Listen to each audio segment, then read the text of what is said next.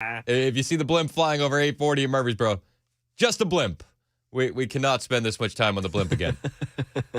They're training the French, all right? I don't approve of it either, but that's what it is. If you missed yesterday's Blimp Talk, you can go to our website. It's podcasted. Thank you.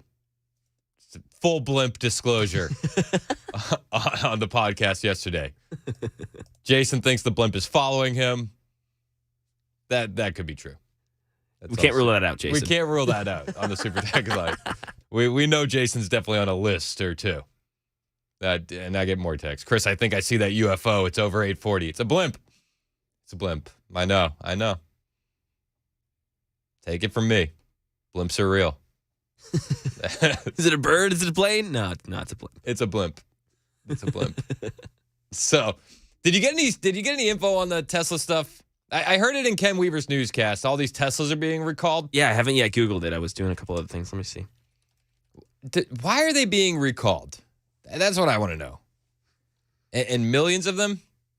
Yeah, more than 2 million. Okay. Who is doing the recall? The recall by Tesla, the world's dominant maker of electric vehicles, was its fourth in less than 2 years. It says the recall by Tesla. Yeah, Tesla recalls 2 million vehicle over. Yeah, Tesla itself. All right. So the government's not making them recall it. Yeah. No, vehicles have issues. Yeah. All right. I was Van Gogh listening to Ken Weaver's newscast, and I went, that's it. The government's after Elon. All right. So it's it. No, yeah. Elon's after Elon. Yeah. Oh, his own worst enemy. Elon made a mistake with his car. All right. All right. So it's just a blimp, and Elon's after Elon. Yes, exactly. We've covered a lot. We've covered a lot so far. Now, listen, my original thought process went to Elon is, in hot water with the government because of the free speech that's now allowed on the platform. And I feel like we have good reason to think that everybody is up in arms over Alex Jones being back on Twitter. But I think that the real reason is they're using that as an avenue to attack Elon because you have a free speech platform now in X, Twitter. I still don't want to call it X. Twitter. I feel like I'm like slowly trending towards calling it X. Yeah. And I just want to apologize early. I went out on a limb before. I said I'm not doing that. And I feel like I'm going back on my own word. But anyway, Tucker Carlson made his Twitter Spaces debut last night. Twitter Spaces is basically like the Zoom call voice chat that they do on Twitter. And he was talking about the fact that you can't have a free and clear election unless people can say what they think. And that was one of the issues in the 2020 election is that no matter what opinion you had on any sort of issue, if you were conservative leaning, you weren't allowed to say that and you were banned. And so Tucker's on Twitter Spaces. He's talking about just that. You want to give me some audio, bro? My man. You can't have a democracy and you can't have a free and fair election unless people can say what they think and get all the publicly available information that they can. And publicly available is a big thing. Like most information about what your government is doing should be publicly available. And if it's not, well, again, that's another sign that you're not living in a democracy. So the 2020 election was the mirror image of that. I mean, we weren't allowed to hear all kinds of things. All sorts of information was suppressed, not just Hunter Biden's laptop, but a lot. And we learned that in the Twitter files. So that was not a free and fair election. And I can't imagine that any liberal, as much as they may love Joe Biden or hate Trump, but that's fine. But I don't think any honest person can say that it was. You don't have to believe the voting machines were rigged, though maybe they were. I don't know. They could be. They're electronic voting machines, and no serious country uses electronic voting machines, but whatever. But you don't even need to go there. All you need to know is that there was no place where people could present information or speak their beliefs honestly about COVID, the vaccine, about Hunter Biden, about China, about a bunch of different things. And that's not a free and fair election. No, and it wasn't a free and fair election, even if you just look at it from that standpoint alone, before you get into all the other theories that people have. And I'm not discounting the theories, but I'm saying, you have to look at what Tucker says. We don't have to go that route. We can make our argument and make our point on the fact that we were censored and deplatformed as conservatives across the board. No matter what your thoughts were on COVID or the laptop at the time, the people that were speaking out against it were censored and deplatformed. There's no getting around that. Now we're seeing new polls, which is fascinating. Fascinating. It was a survey from Rasmussen. In the 2020 election, more than 1 in 5 voters who submitted ballots by mail said they did so fraudulently. Again, this is a survey from Rasmussen Reports and the Heartland Institute. The survey asked those who voted by mail in the 2020 election if they filled out a ballot in part or in full on behalf of a friend or family member, such as a spouse or a child, to which 21% said they had done so. Weird. Now, we can post this stuff on X now. Before, we would probably get canceled. We would get deplatformed, banned, shadow banned. But this survey is stunning. In addition, they say 17% of mail-in voters in the 2020 election said they cast a ballot in a state where they were no longer a permanent resident. That's a violation of federal election law. Another 17% of mail-in voters said they signed a ballot on behalf of someone else, also a violation of election law. The results of this survey are nothing short of stunning, says Justin Haskins with the Heartland Institute in a statement. He says, for the past 3 years, Americans have repeatedly been told that the 2020 election was the most secure in history. And they were also told, don't you dare question it. But if this poll's findings are reflective of reality, the exact opposite is true. The conclusion isn't based on conspiracy theories. Weird. It's not based on tinfoil hatters. No. Or suspected evidence, but rather from the responses made directly by the voters themselves. Weird. Another 10% of all voters said they know someone who admitted to casting a mail-in ballot in a state where they're not a permanent resident, and 11% said they know someone who admitted to signing a mail-in ballot on behalf of someone else in the 2020 election. Don't you dare question the most secure election in history. Take off your tinfoil hat. Now, we all know in the 2020 election, mail-in voting was a thing because of the virus from China. Yeah, that's right. That's where the virus was from. China. Yep. Because, it was unsafe to vote. You had to do the mail-in ballots. We've already known the dangers of ballot harvesting, but this survey, man, that is something else. And are we looking at more election manipulation heading into 2024? Well, Tucker Carlson thinks so, and he points towards the prosecution of President Trump. I'm also worried about the prosecution of Trump. You can't, the charges just aren't real. I'm sorry, they're not. I mean, you could say, well, he's guilty of this or that in the 4 cases. Okay, maybe he is. But the crimes themselves are ridiculous. They're ridiculous. He brought classified documents home? Are you serious? I spent 35 years in Washington. I moved there at 15. I left at 50.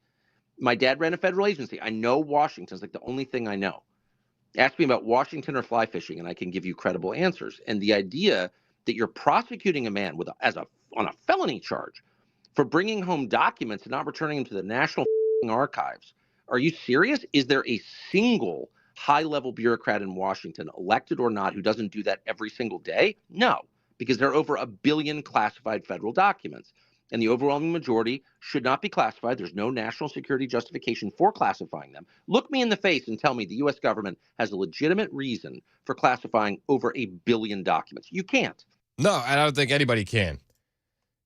But, he points out the fact that they're going after Trump to make him less attractive in the 2024 election. Luckily for you and I, that has backfired every single step of the way. In fact, I'm just voting Trump harder. I'm going to vote for Trump as soon as I can. And there's nothing that's going to deter me from that. He could be sitting in a cell in an orange jumpsuit. Orange man gets my vote. Hands down. And Tucker Carlson in this Twitter Space debut last night, praising the fact that finally we have a platform where we can talk about these things without being shadow banned, censored, shut down, silenced. He says that this is all a scam to maintain power. Weird. You and I have thought this pretty much all along, and now it's being confirmed by one of the biggest conservative voices in the movement, a guy who I think should be vice president. It's a scam, as you know, designed to maintain power and disempower the population. So to indict him on that and then tell us they were nuclear secrets, but then never even suggest what those secrets might have been, at the same time that the sitting president did the same thing, and you're expecting me to go along with this and be like, oh, it's the rule of law. These are our sacred norms. No, you're violating the rule of law. You're mocking our sacred norms, and you're doing it with the presidency at stake. You are trying to take the front runner out of the race with bogus legal charges. And when I saw that happening, I mean, I always had qualms about Trump, particularly the people he hired. Some of them were just like beyond. I couldn't believe he'd hire someone like that. And I've told him that to his face, and I think that. Looking at you, John Bolton. But the second they indicted him on ridiculous charges and raided Mar-a-Lago and went through his wife's underwear drawer and all that shit, I was like, I don't care. That can't stand, because I have to live here, and I've got a bunch of kids, and they have to live here, and hopefully they'll have kids, and my descendants will live here as my ancestors did, and I want them to live in a country with a functioning justice system and elections that are semi-real. And if we allow this to happen, none of that will come to pass. I totally feel him on the fact that where we are right now in history is a pivotal point. You have grandkids, you have kids, I got kids, I want grandkids. What are we going to leave behind them if we let this slide? We have to these ideas and spread these messages, and we're lucky to have a platform like X to be able to do it. Luckily, though, I think the message is starting to get out, and you're seeing massive new support from all sorts of Americans that we just hadn't seen before. You know, his African American support is through the roof. A lot of this stuff is backfiring on them, and that's good. That's good.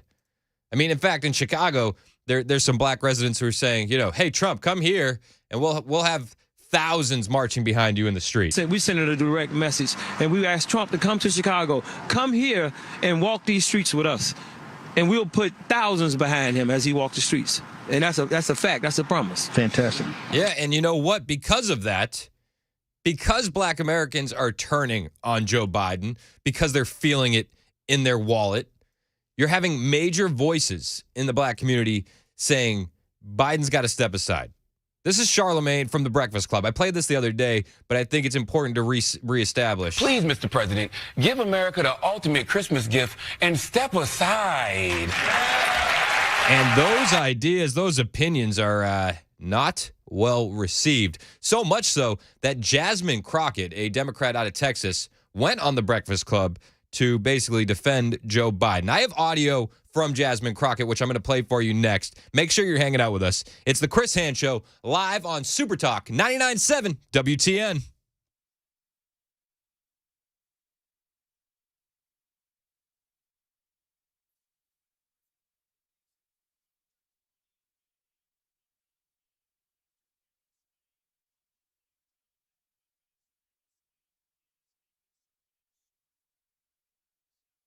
Hey, it's Chris Hand for USS, United Structural Systems.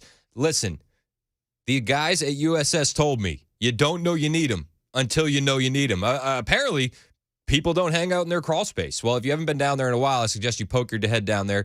See if you notice any standing water. Do you notice wet basement walls when it rains? Cracks in your basement floors? Maybe sinking steps? Do you have a sinkhole on your property that you need to fix? Well, the guys at USS can do it all. From foundation repair to crawl space floor supports to crawl space encapsulation, they'll help you with basement and crawl space waterproofing. These guys can get it done, and they've been doing it in Middle Tennessee since 1994, and they have 25,000 satisfied customers to back them up. I am sure you're going to be confident when these guys come to your house, make a custom plan for you, and put a plan into motion. Now, more than 25,000 satisfied customers back these guys up because they're not a franchise. They'll make a custom solution for you to meet your needs that you don't pay until the work is done and you're satisfied. And they've been around for so long that you can be sure if you ever have a warranty issue, they'll be there for you. You can't be sure with the new guy in town because you have no guarantee that they're going to be around if you ever have a warranty issue. But these guys have been around since 94. They're not going anywhere. So if you need help with crawl space encapsulation, if you need help with foundation repair, crawl space floor supports, basement wall realignment, call the guys at United Structural Systems. 615-488-7855, 615-488-7855, or online, ussTN.com.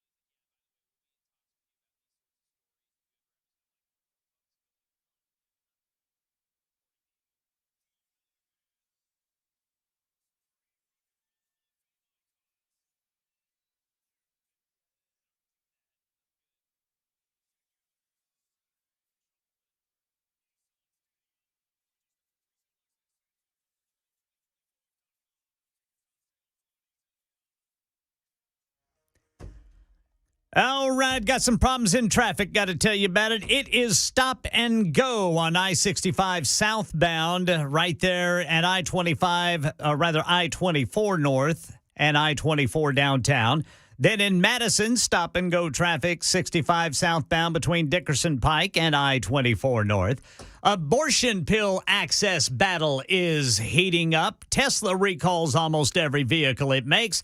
Hunter Biden snubs the House Oversight Committee. Closed-door deposition. These stories and more at 9:30 on Super Talk 99.7 WTN. Thank you, Ken Weaver. It's 9:27 on Super Talk 99.7 WTN. Hey, it's Chris Hand. Make sure you're listening to us wherever you go, on the TuneIn app, the iHeartRadio app, all the things. You can listen to us anywhere.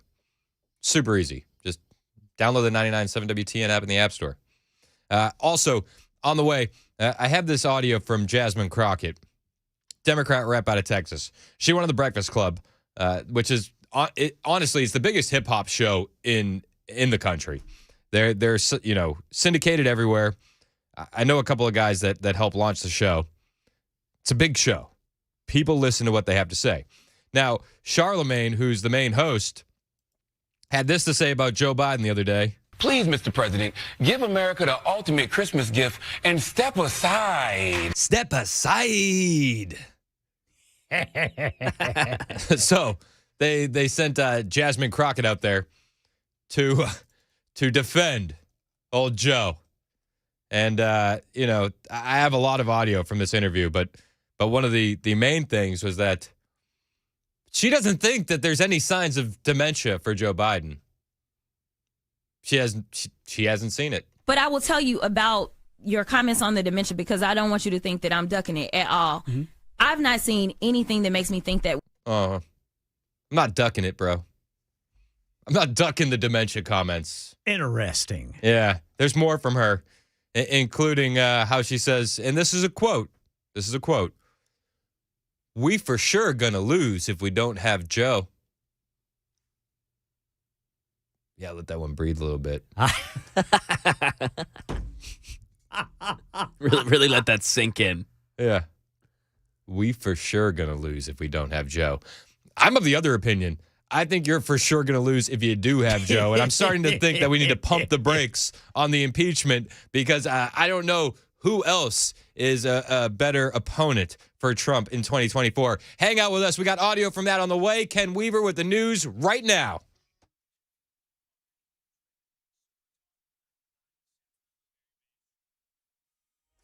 9:30 on the dot. I'm Ken Weaver with your top stories. Full forecast in 2 minutes. And right now, the U.S. Supreme Court will hear arguments over abortion pill access. The High Court today granting petitions from the FDA and Danco Labs to try to overturn a ruling that would reinstate restrictions on the abortion pill mifepristone and sharply roll back access nationwide. Tesla will recall about 2 million cars over a safety issue tied to its autopilot system, which the federal government says may put drivers at greater risk of an accident in certain situations. The electric automaker will release a software update for the vehicles impacted next February. And moments ago, President Joe Biden's son, Hunter Biden, addressed reporters on Capitol Hill regarding his House Oversight Committee deposition behind closed doors today. What are they afraid of? I'm here. I'm ready. He wants to do it in public, not behind closed doors. Then he left. That's the latest news. Weather's next. I'm Ken Weaver, WTN News. One of the big words being thrown around in the investing world right now is this one. You may have heard it. Fiduciary. The idea that the investment advisor has to keep your interest first when they give advice. Now, it's being used in a marketing sense right now, and one of the things that I found fascinating, there was a study by the University of Southern California and Indiana University. They looked at investment advisor portfolios and they found that they were making basic academic mistakes in the management of their own portfolios. And the question that they asked was, if they can't even keep their own best interest first, how are they going to keep your best interest first? That was the question. Now, one of the things that we do at Paul Winkler Inc. is every one of our offices, 10 offices, is run by a degreed planner, number one. But we go way beyond the call of duty when it comes to fiduciary and making sure that we're using academically sound principles in investing. Evidence-based. In other words, backed by a lot of this is backed by Nobel Prize winning research. To learn more about our approach to investing in financial planning, go to paulwinkler.com and set up a free 15-minute phone call or call 615-851-1950.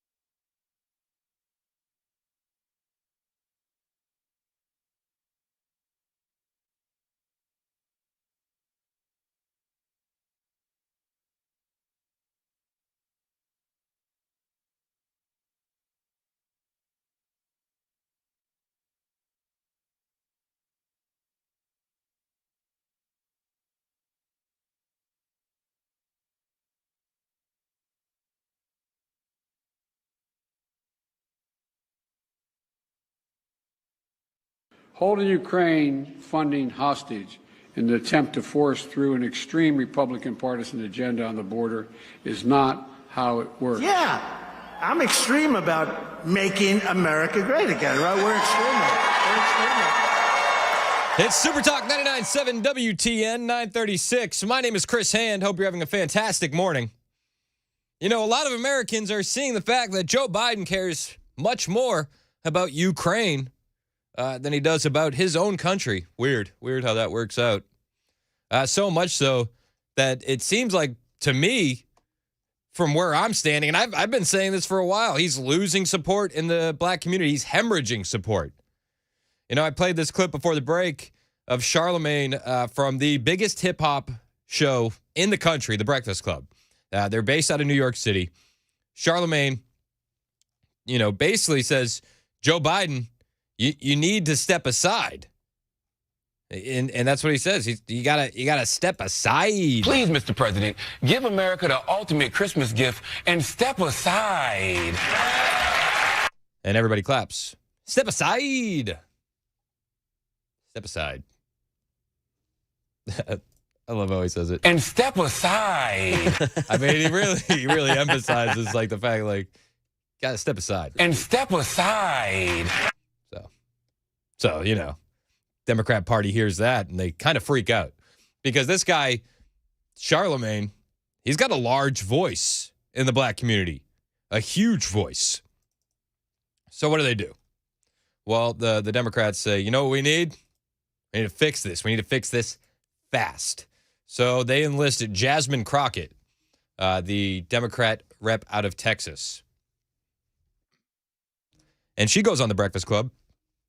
She's there with Charlemagne and DJ Envy, both big voices in the hip-hop community. And she tries to tell them that Joe Biden is the way forward. I'm going to be honest with you. They're not buying it. But she persists. She says, we are for sure going to lose if we don't have Joe.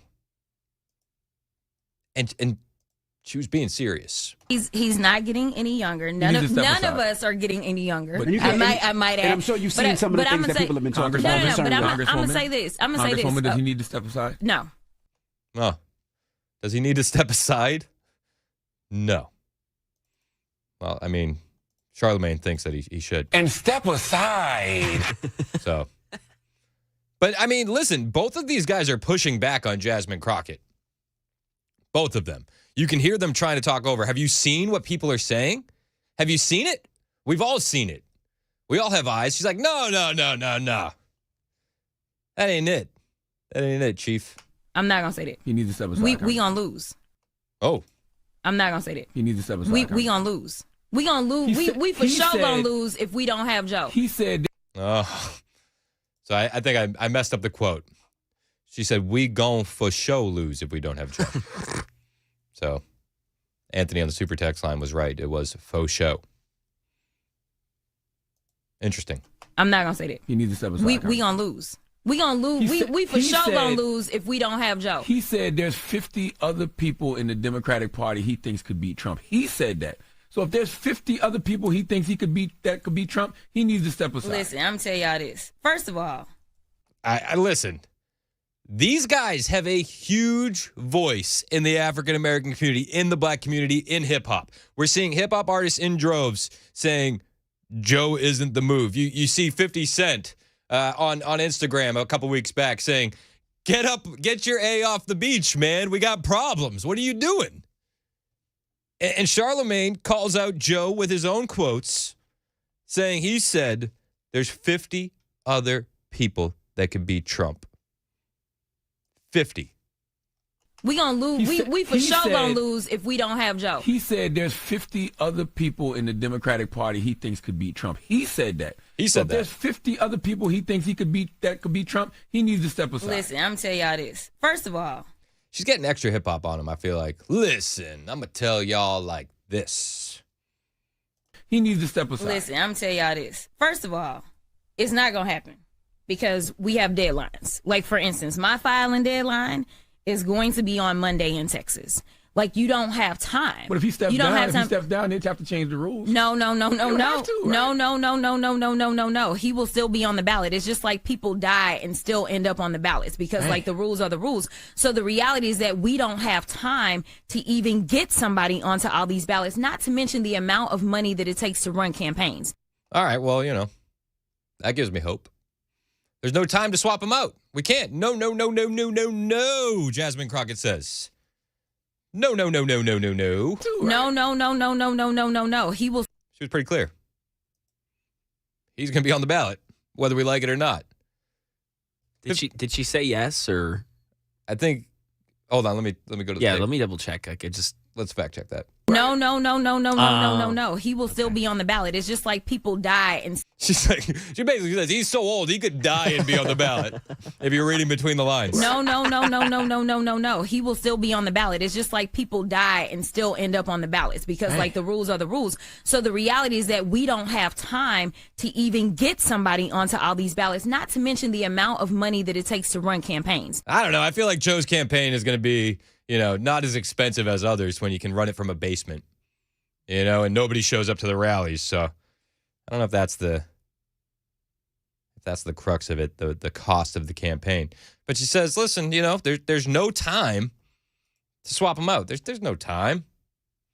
She also says that, she got politically active because when Trump got into office, she thought, I'm going to need to become a Canadian citizen. That's what she said. And when she figured out that wouldn't work out, she decided to get politically active. This is who the Democrat Party sent to smooth things over with the black community. It's more so the angst that got me into politics. It was the fear. I remember when Trump got elected, I was researching what it would take for me to get my dual citizenship between the United States and Canada, because I was like, I don't know if I'm gonna need to get up and out of here. What do you think I've been doing the past year? What have I been saying in this room for the longest? I mean, I'm not even exaggerating. Like, I'm not either. I already know what's about to go. No. I'm not either. I mean, that was. I mean, we could put in a call to Canada and get them out of here. I can make a few calls. Hey, you know some people up there. I know some people. I got a direct line to the mayor. Justin Castro. That was a fear moment for me. And a number of my colleagues, especially in my current class, were like, that's when they got engaged and was like, wait a minute, ain't nobody coming to save us. I'm going to have to step up and save us. Oh, thank you. Thank you, Jasmine. Do you feel safer with Jasmine Crockett in Congress? Oh, yeah, absolutely. Like, just secure. So selfless. Like, she could have gone to Canada, but instead, she's here to do the saving. I'm going to have to step up and save us. Thank you, Jasmine. Thank you for stepping up to save us. What would we do? What would we do without her? I'm so grateful. I am. She also, they're pushing her. They're like, you've seen the videos of Joe. He has dementia. Step aside. You got dementia. But I will tell you about your comments on the dementia because I don't want you to think that I'm ducking it at all. Mm-hmm. I've not seen anything that makes me think that. Nothing? Nothing. You haven't seen anything. Nothing. Okay. All right. You haven't. Oh. Nothing? Not one thing? Nothing. All right. I guess we'll have to take her at face value. I mean, she's not here for herself. She's here for us. I'm going to have to step up and save us. So we have to take her at face value. But she actually, it's quite interesting. She says he doesn't have dementia. It's his speech impediment. What I think people forget is the fact that the president actually has overcome a speaking impediment. So people forget the fact, they forget Joe's story. And she says speaking impediment. He's got a speaking impediment. Sounds like she does too. You think so? Jasmine, do you have a speaking impediment? No. Okay. All right. Well, I just wanted to check. All right. So, yeah, the president, listen, you don't know Joe's story. Actually has overcome a speaking impediment. So people forget they forget Joe's story. They forget the fact that he actually has a speaking impediment. I think Joe forgets Joe's story, and that's an example of the dementia. They forget Joe's story. They forget the fact that he actually has a speaking impediment, that he actually went through, I think, speech therapy to try to overcome. And I personally believe, like, it's not a matter of, like, you're able to necessarily change that. You learn how to work around it. And I believe what people are seeing is a result of the fact that he is getting older, and those skills that he's used to kind of overcome some of that is starting to seep back in. That is personally what I believe that I'm seeing. Oh, so it's not dementia. It's his speaking impediment. So the other day when Joe Biden makes up a new story about Ronald Reagan sending the presidential helicopter to save him from a brain aneurysm, this is his speaking impediment slipping back out. I had a cranial aneurysm. It was in the middle of a snowstorm. Not a joke. I couldn't figure out how they were going to, for President Reagan was nice enough to send Air Force Helicopter 1, take me down, but it couldn't fly. So when he makes up new stories like that, I want you to remember, this is his speaking impediment slipping back out. That's not dementia when he makes up a new story or when he repeats an old story that's been debunked, like his Amtrak story or like his house fire story. That's his speaking impediment slipping back out. So we don't want to be ableist. You know what I mean? We have to really respect that the president's disabled. That's what Jasmine Crockett is saying. The president's disabled, and that's what we're seeing. So that's what we're seing. Thanks, Jasmine, for clearing things up for us. Oh, yeah, she laid it out beautifully. Yeah. Jasmine, do you have any other nice things to say about the president before we're done with your clips? No. Okay. All right, fine. Let's go to the Biden-Zelensky sit-down real quick before we hit the break. They had a sit-down, and once again, Joe Biden is calling on Congress to pass funding before they leave for Christmas vacation, and they cue the Chevy Chase music and all that kind of stuff. Congress needs to pass a supplemental funding for Ukraine before they break the holiday recess, before they give Putin the greatest Christmas gift they could possibly give him. Before they give Putin the greatest Christmas gift of all. Tanks and fighter jets. Yeah.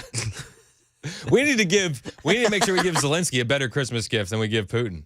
All right? He's higher on the list. Just to clarify, Putin is on the naughty list and Zelensky is on the nice list. But he does say, he continues about the fact that we need to get a Christmas gift for Zelensky, not Putin. And so because we've seen what happens when dictators don't pay the price for the damage and the death and the destruction they cause, and they keep going when no price is paid. Oh, weird. Was he talking about Putin or was he talking about his own administration there? I was confused. Maybe that's the speaking impediment slipping back out again. And so because we've seen what happens when dictators don't pay the price for the damage and the death and the destruction they cause, and they keep going when no price is paid. Yeah, and we're seeing that in our country firsthand, Mr. President, as you keep going. Weird. We got more on the way. Got a lot more, including Tucker Carlson sat down with Owen Schroyer, the journalist that Biden's DOJ locked up for showing up on January 6th, not going into the Capitol, not causing any violence, not setting any fires, not hurting anybody, but showing up and reporting on it. That's what this administration does. They lock up journalists for reporting on the news. Weird. And so because we've seen what happens when dictators don't pay the price for the damage and the death and the destruction they cause, and they keep going when no price is paid. Yep, like locking up journalists and punishing people for their political views, We've seen that time and time again with J6 prisoners. Weird. It's 9:51 on Super Talk 99.7 WTN.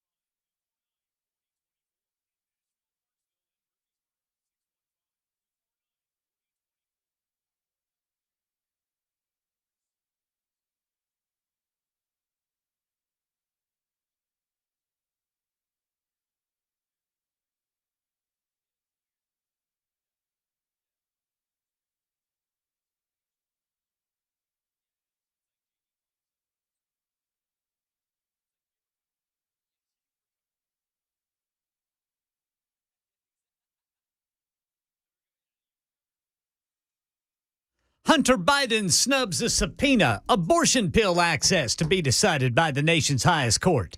Tesla recalling almost every vehicle it makes. Interest rate decision today. These stories and more at 10 on Super Talk 99.7 WTN. Thank you, Ken Weaver. It's Super Talk 99.7 WTN, taking your phone calls and your texts at 615-737-9986. 2213 texted in, said, Jasmine Crockett sounds like Mac Morey after a Chiefs game. No. Okay, that's actually pretty funny. Yeah, that was pretty good. That one's good. That was pretty good. I got another text here.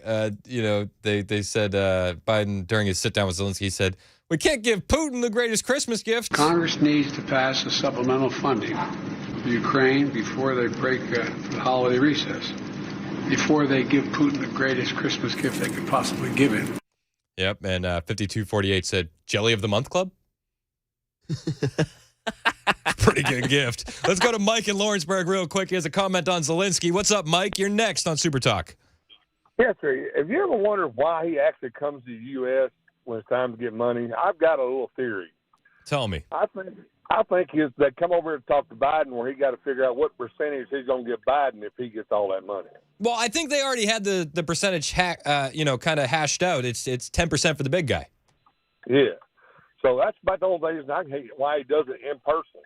Yeah. To verify how it's going to be done. So, hey, I get where your head's at, Mike. Thanks for the call. I will say this, I don't want to make fun of Zelensky too bad. He wore a different color shirt yesterday.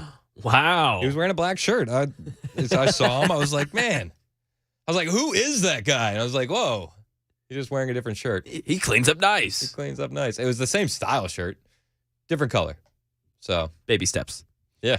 For that, I want to give him kudos. I don't want to drag him too bad. I do want to get to this Owen Schroyer, Tucker Carlson interview. We'll do that after Ken Weaver's news, which happens right now on Super Talk 99.7 WTN.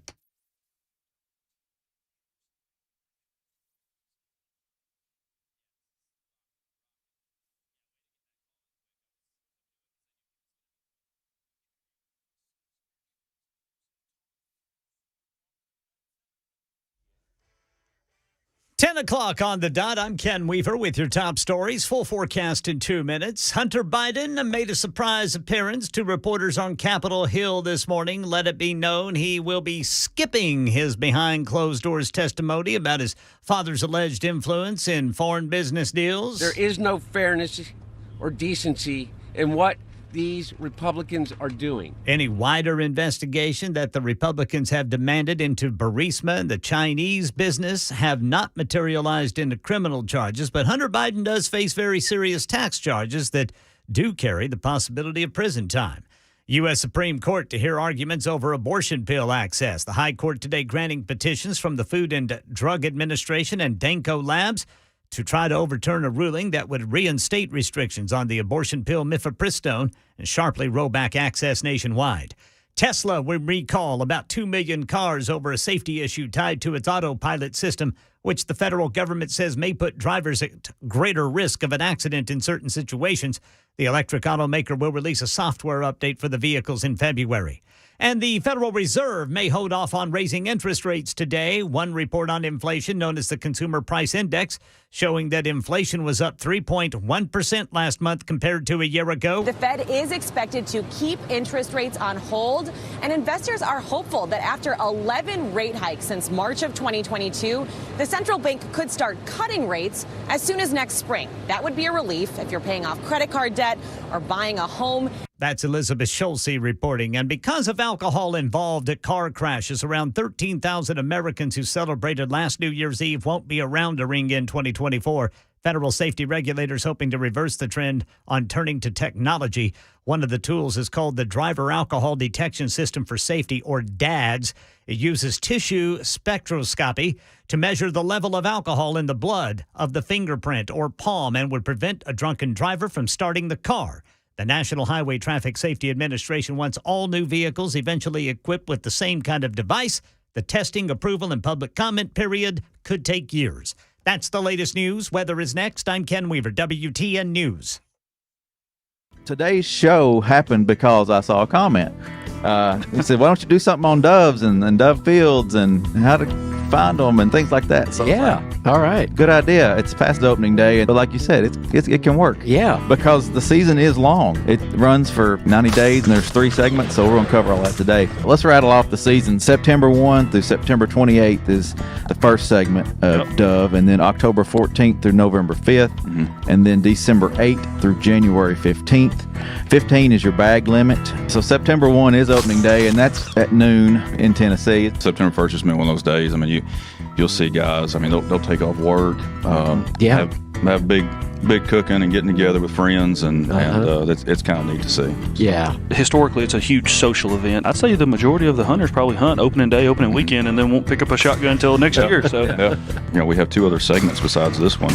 Running in October, and then even all the way through January 15th. There's a lot of opportunity throughout the year. On our website, tnwildlife.org, on our homepage, you can click the button there to dove hunting info and fields is what the button's titled.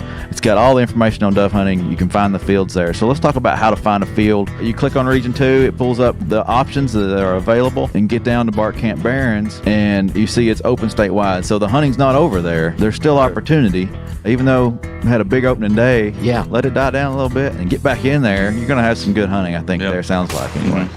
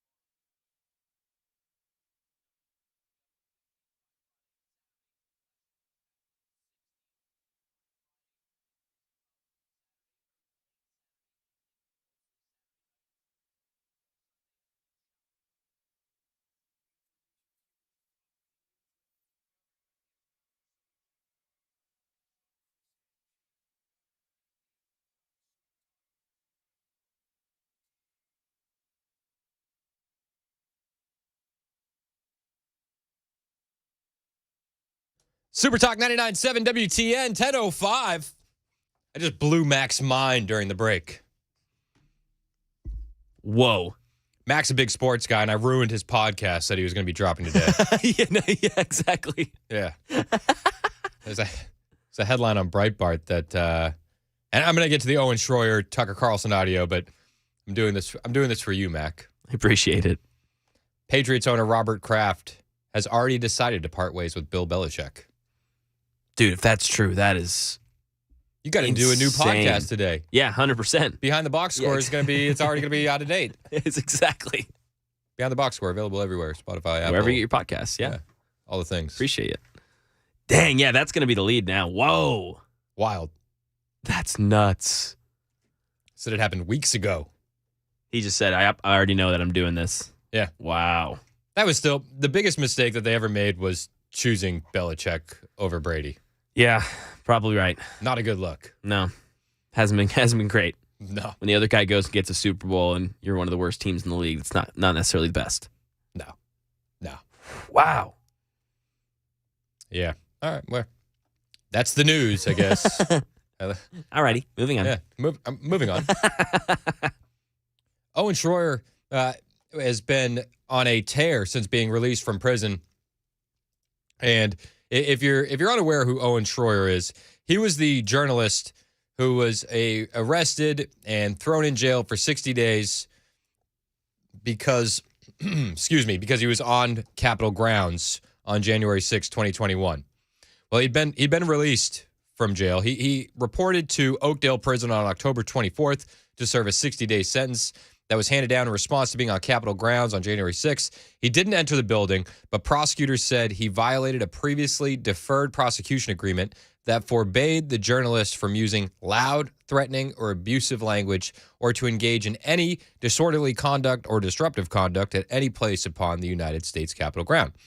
Schroyer served 47 days of his 60-day sentence, and spent much of his time in solitary confinement.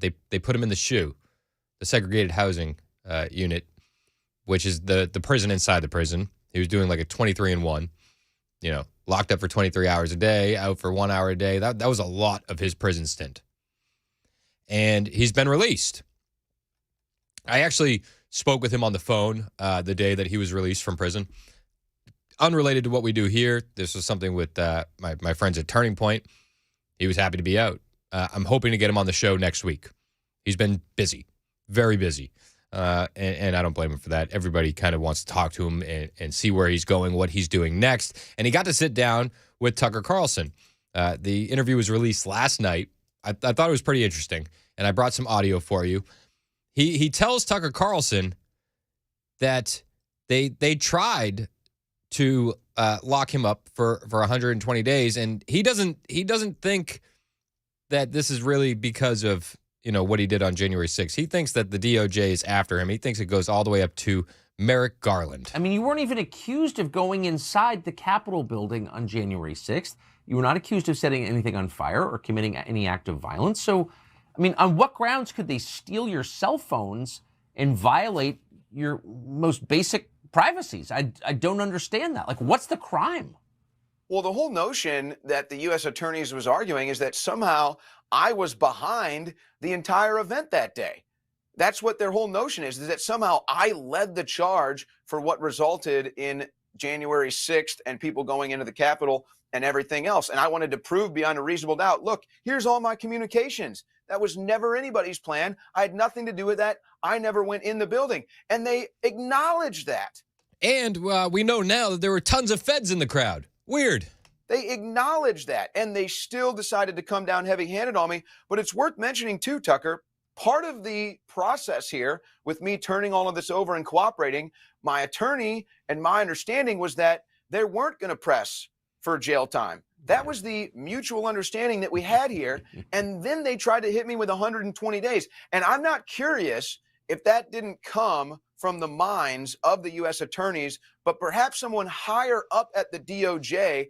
I might even believe it's at the very top of the DOJ. Maybe Merrick Garland is the one who's trying to put me behind bars and make an example out of me.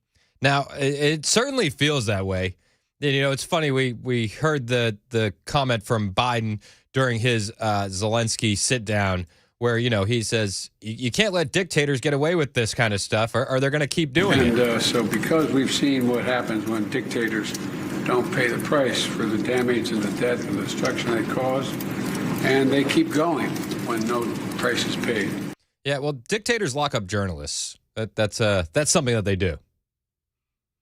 And it seems like Biden's DOJ is after Owen Schroyer because they don't like what his opinions are. They don't like his reporting. Owen Schroyer also tells Tucker Carlson, what we all know. The people that really question elections, Democrats question elections. So I think it's from that memo that you're accused of spreading, and I'm quoting, disinformation about the election. Now, disinformation doesn't suggest that what you said was wrong. It's not the same as incorrect or false or a lie. It just means it's inconvenient for the people in power. So how in the world could the government admit in public that they're sending you to prison for questioning an election and still pretend that this is a democracy? Well, it's amazing, isn't it? Because I'm not too old, but I do remember that every presidential election that Democrats have lost in the 20th century, they've questioned and they've denied. So it's odd that one side can do that and the other cannot. But, to go back to the not getting a good faith negotiation with the government, I want to be very clear about something here, Tucker. There was a notion that somehow my cooperation with the federal government was me turning on Donald Trump or me turning on Alex Jones, something that was completely inaccurate. The reason why I turned over multiple cell phones and I responded to every electronic data request that the FBI made and sat down for a multiple hour session with them to cross-reference my testimony, and I'm assuming other testimonies that they had gotten as well as what was in my phones and everything else they wanted, was to prove my innocence. And he was trying to prove his innocence, but I think, I don't want to bury the lead. He says, listen, Democrats question every election they lose. They've questioned every single one in the 20th century. And you know what? It's on tape. It's documented. They do it every single time. Every time. In fact, there's audio out there of 24 minutes. 24 minutes of Democrats denying elections. You can run the best campaign. You can even become the nominee. And you can have the election stolen from you. Thanks, Hillary. I mean, we could do the whole show with just. How can you win with Russian interference, though? That's a real what I'm thing. scared about in 2020. But rightly. Because I think he's an illegitimate president that didn't really win. So how do you fight against that? There's the Breakfast Club again, this time with Kamala Harris on there, denying elections. Weird. You are absolutely right. He's an illegitimate president in my mind. Would you be my vice presidential candidate? Folks, look, I absolutely agree. Trump didn't actually win the election in 2016. He lost the election, and he was put into office because the Russians interfered. Russia interfered with our election, attacked our democracy for the sole purpose of artificially placing someone at 1600 Pennsylvania Avenue. They were successful. I mean, we could do this. We could do this all day. Who knows he's an illegitimate president? The president-elect, although legally elected, is not legitimate. I don't see this president-elect as a legitimate president. I mean, it's over and over and over. Everybody in the Democrat Party said Trump stole that election. It was Russia. But, God forbid a conservative question the election. We played audio earlier from Tucker Carlson that says, you don't even have to get into the electronic voting machines. You can get into media suppression and argue that the election was stolen, that it wasn't a free and fair election because the information was suppressed in 2020. You don't have to even go into they were hacking the servers and running it through Venezuela and in Germany and all the wild theories. You can make your case just by talking about information suppression. You can. So I think it's on point when Owen Schroyer says, listen, every Democrat that has lost an election in the 20th century has questioned it. They've denied it. But, to his credit, and when I got to speak to him on the phone, it's the same way. He's upbeat about everything. I mean, for a guy that spent almost 2 months in jail, with the majority of it in solitary, he's not an angry guy about all this, Owen Schroyer. And I think that is a credit to him, and he credits it to his faith. So what was prison like? Well, I will tell you, I think, and this is kind of not something I would expected to have said in this interview, but it's just true. I think God wanted me to experience this for multiple reasons, Tucker. I'm a big believer in God, and I think everything that happens in our life is for a reason. Yeah. And I believe God wanted me to go through this experience because not just the obvious example of speech imprisonment that I had to face or a speech crime that is now potentially a precedent that could be used against any journalist, which puts fear in my heart, not just for me in the present day, but for future Americans, that they have to be afraid to speak and to do work, honest work as a journalist. But, there was an unexpected issue that was clearly shown to me through this process. And that's that the Justice Department and the incentive behind imprisonment is wrong. I mean, I can tell you the details of my stay. They're pretty much horrific, Tucker. I spent the majority of the time in lockdown. I went right out of solitary confinement into what's called a special housing unit for a phone call I made, thanking people for sending me mail. People that were in jail for decades, some of the people that worked inside the prison for decades, when they saw that what's called a shot in the prisons, they said, I've never seen anybody get punished for this before. So I got sent to prison as a speech prisoner, and then I got sent to the prison inside the prison for my speech. And he says, he's being mistreated because of his opinions, because of his reporting. And I wouldn't lie to you. I've had these conversations with my wife. It's like, before we started this gig, before I started working with Turning Point, it's like, all right, it's a risk that you take in this current environment. I don't think it'll happen to me because, I spend a lot of time talking about whether or not birds are real, and that's not really as controversial as some of the things like January 6th. But you know what I mean? Like, it honestly, it's a real fear. And I know that I'm sure a lot of the guys on the station have that thought. Like, you got to stay away from the third rail. But he goes on to say that even though he was punished for this, he had his faith in the Lord, and he felt like he was learning something. And it just shows this man's character. And then he says, he learned something. And it's interesting to me because this guy is such a danger, such a right-wing extremist. And he says one of the things he learned is that these prisons need reform, which to me isn't a right-wing extremist talking point. But I think that it's a good point. Privatized prisons aren't exactly incentivized to rehabilitate and release prisoners. Privatized prisons aren't exactly the move. I'm not a fan of that.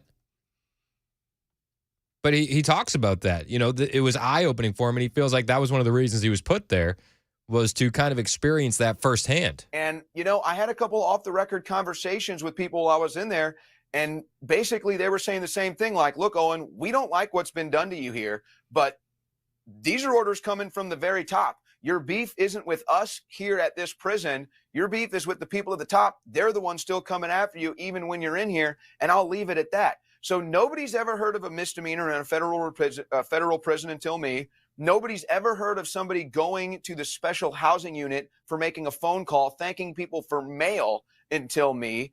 And so I don't know why they want to make an example of me so much, except that I just speak the truth and I'll say it right to their face if I'm given the opportunity.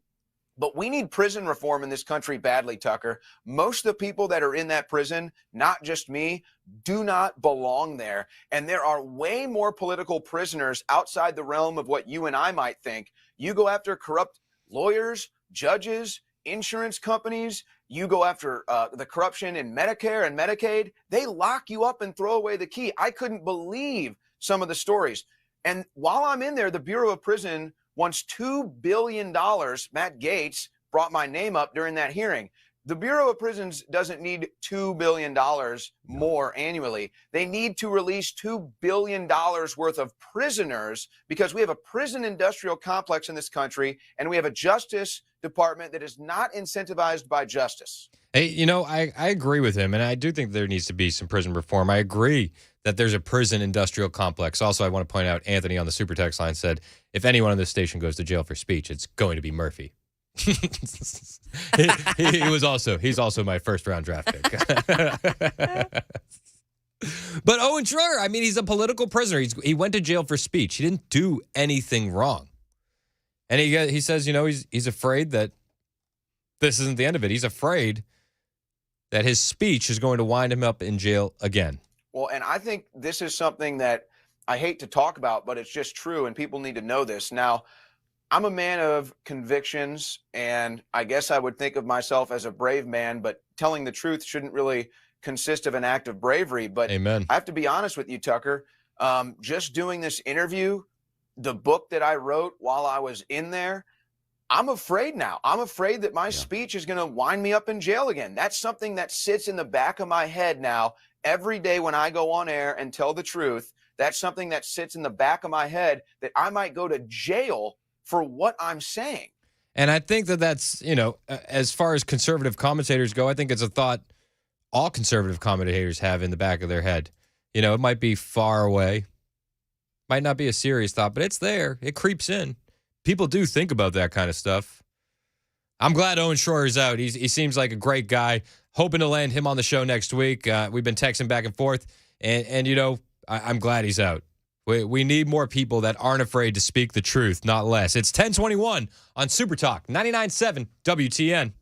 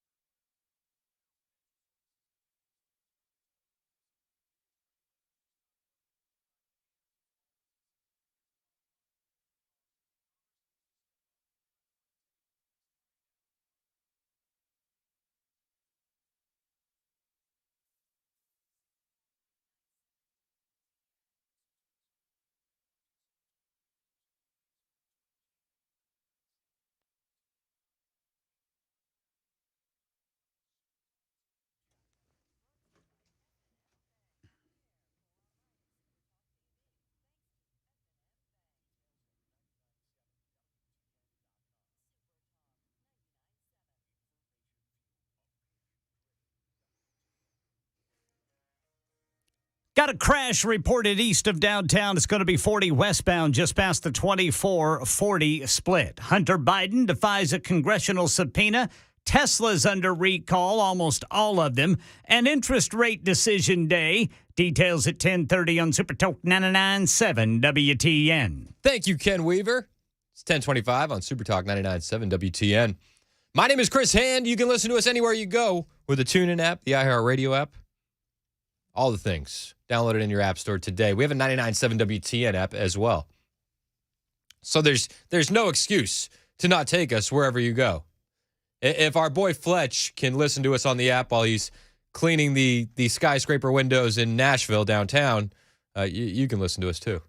Anywhere. No excuses. No excuses. We're very low on excuses here on the Chris Hand Show.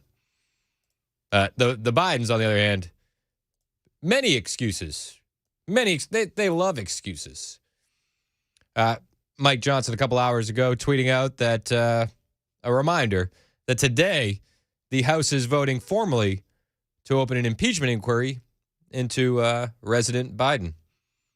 He says the facts don't lie. It's time to get the American people answers. Can you explain to the Americans amid this impeachment inquiry why you interacted with so many of your son and brother's foreign business associates? I'm not going to comment on that. I did not, and it's just a bunch of lies. You didn't interact with many of their business associates? I did not. There's lies. One of Hunter Biden's former business partners testified before the House Oversight Committee Monday in a closed-door meeting. Archer testified that Hunter Biden put his father, who was vice president at the time, on speakerphone multiple times during business meetings. Lies. Archer said that Hunter Biden was selling the Biden family brand. In his view, that Joe Biden brought the most value to this brand. It's just a bunch of lies. And in the case of this Ukraine energy firm, Archer testified that he thought the firm would have gone out of business if they didn't have that Biden family association. Lies. Joe Biden was using multiple false aliases, fake email names, in his dealings about Ukraine during the Obama White House while his son was making money in Ukraine. The evidence is so clear you cannot look away, and the Constitution requires the House to follow the truth where it leads. We have a duty to do this. We cannot stop the process. Trust the process. Trust the process. Though I do fear, like many of you do, I'm sure, is it too late? Is it better to run against Joe Biden than let somebody like, Gavin Newsom step in his shoes in 2024? I feel like we have an easier battle against Joe Biden because we can compare record versus record in 2024. Yeah, we played audio earlier from Jasmine Crockett. She doesn't think that we can win without Joe. No. So I don't know. But the polls look to be in Trump's favor. There's new data showing Biden's approval rating sinking, and new data showing Trump leading by 5, even with RFK Jr. on the ballot. So, should we get rid of Joe Biden? No. No, I agree with Jasmine Crockett. I think we should keep him. I feel like I would rather grit my teeth and bear another year under Joe Biden than have to deal with running against somebody else. This just seems like the path of least resistance. I want to know what you think, though. 615-737-9986. It's 10:30 on Super Talk 99.7 WTN. Here's Ken Weaver with the latest headlines.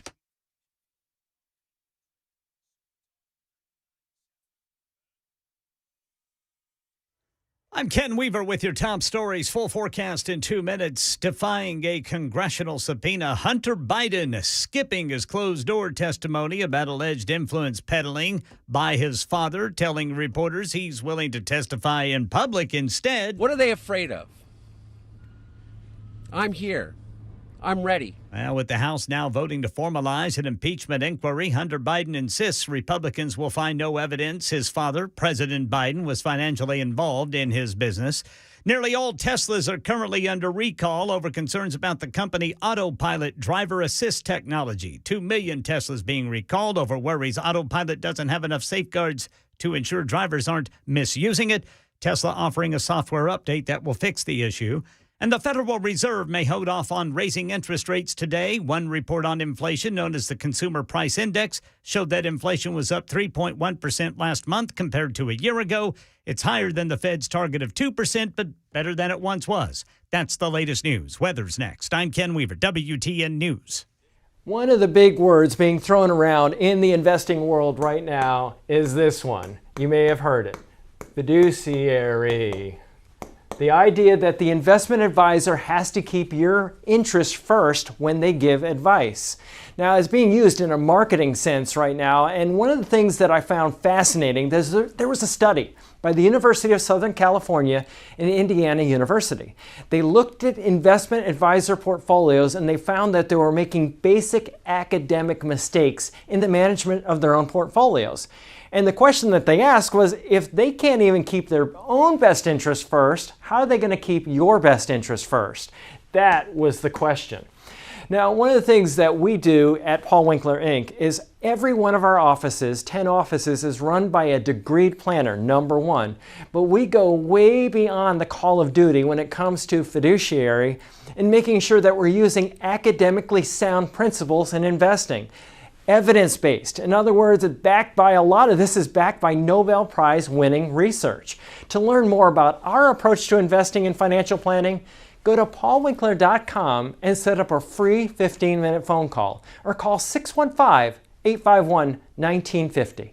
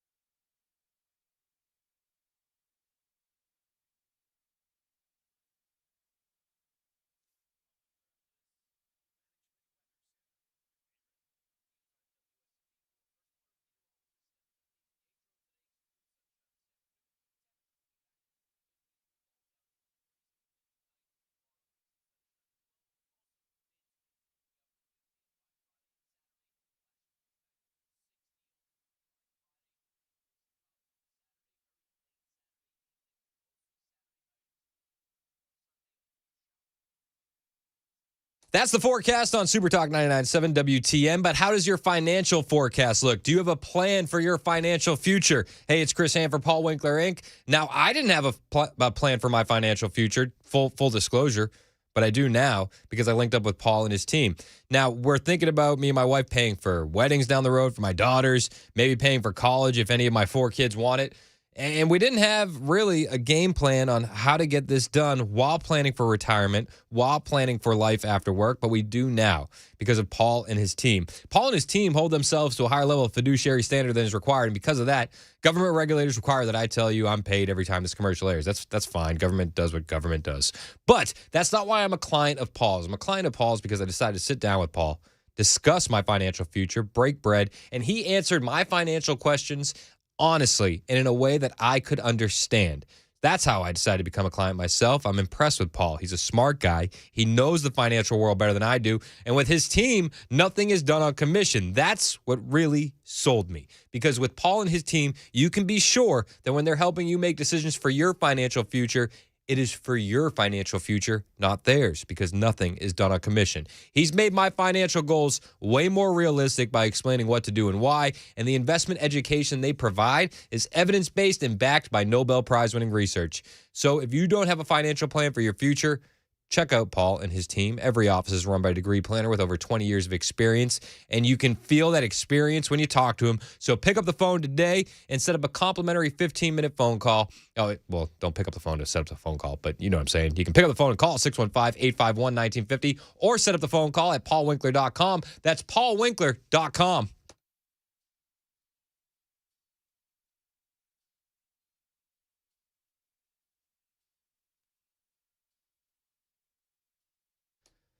Super Talk 99.7 WTN.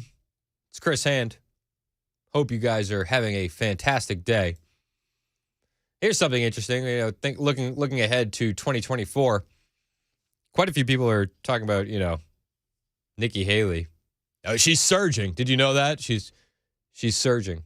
She's surging, man. Surging, bro. Where'd she get the endorsement from? Chris Sununu? Oh, yeah. Governor Sununu from New Hampshire. Everyone's dream endorsement. It's in the bag, baby.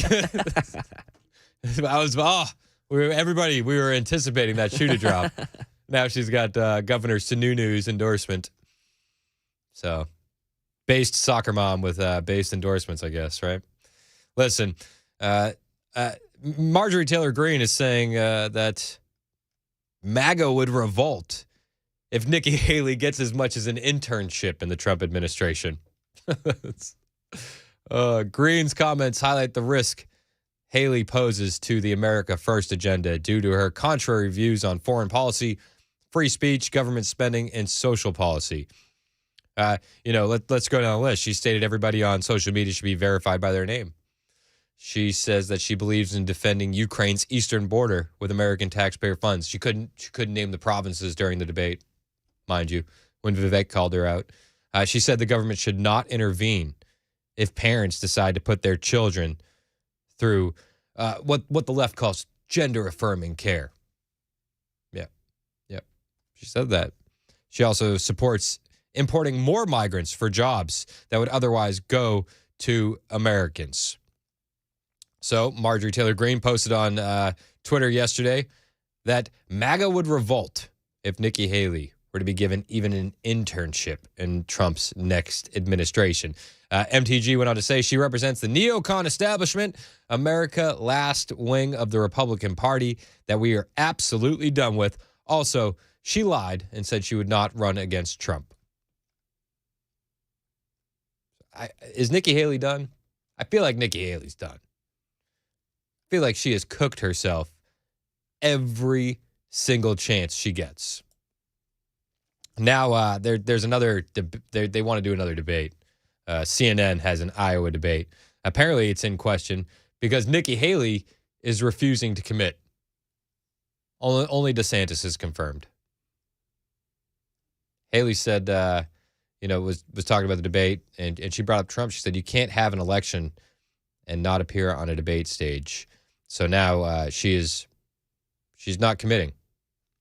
Former South Carolina Governor Nikki Haley has not promised she will appear at the final Republican presidential primary debate set to be hosted by CNN in Iowa, raising questions as to whether it will even take place. Since the RNC pulled out of the debates, many new offers have come in. We look forward to debating in Iowa and continue to show voters why Nikki is the best candidate to retire Joe Biden and save our country. That debate should include Donald Trump, said Haley spokeswoman Olivia Perez Cubas. Florida Governor Ron DeSantis is the only GOP candidate who is committed to appearing at that debate. Haley's refusal to commit comes after she was attacked more than once in the last Republican debate. I mean, she was roasted in the last Republican debate. Roasted. I want to say one thing about the tie to Ukraine, if I may.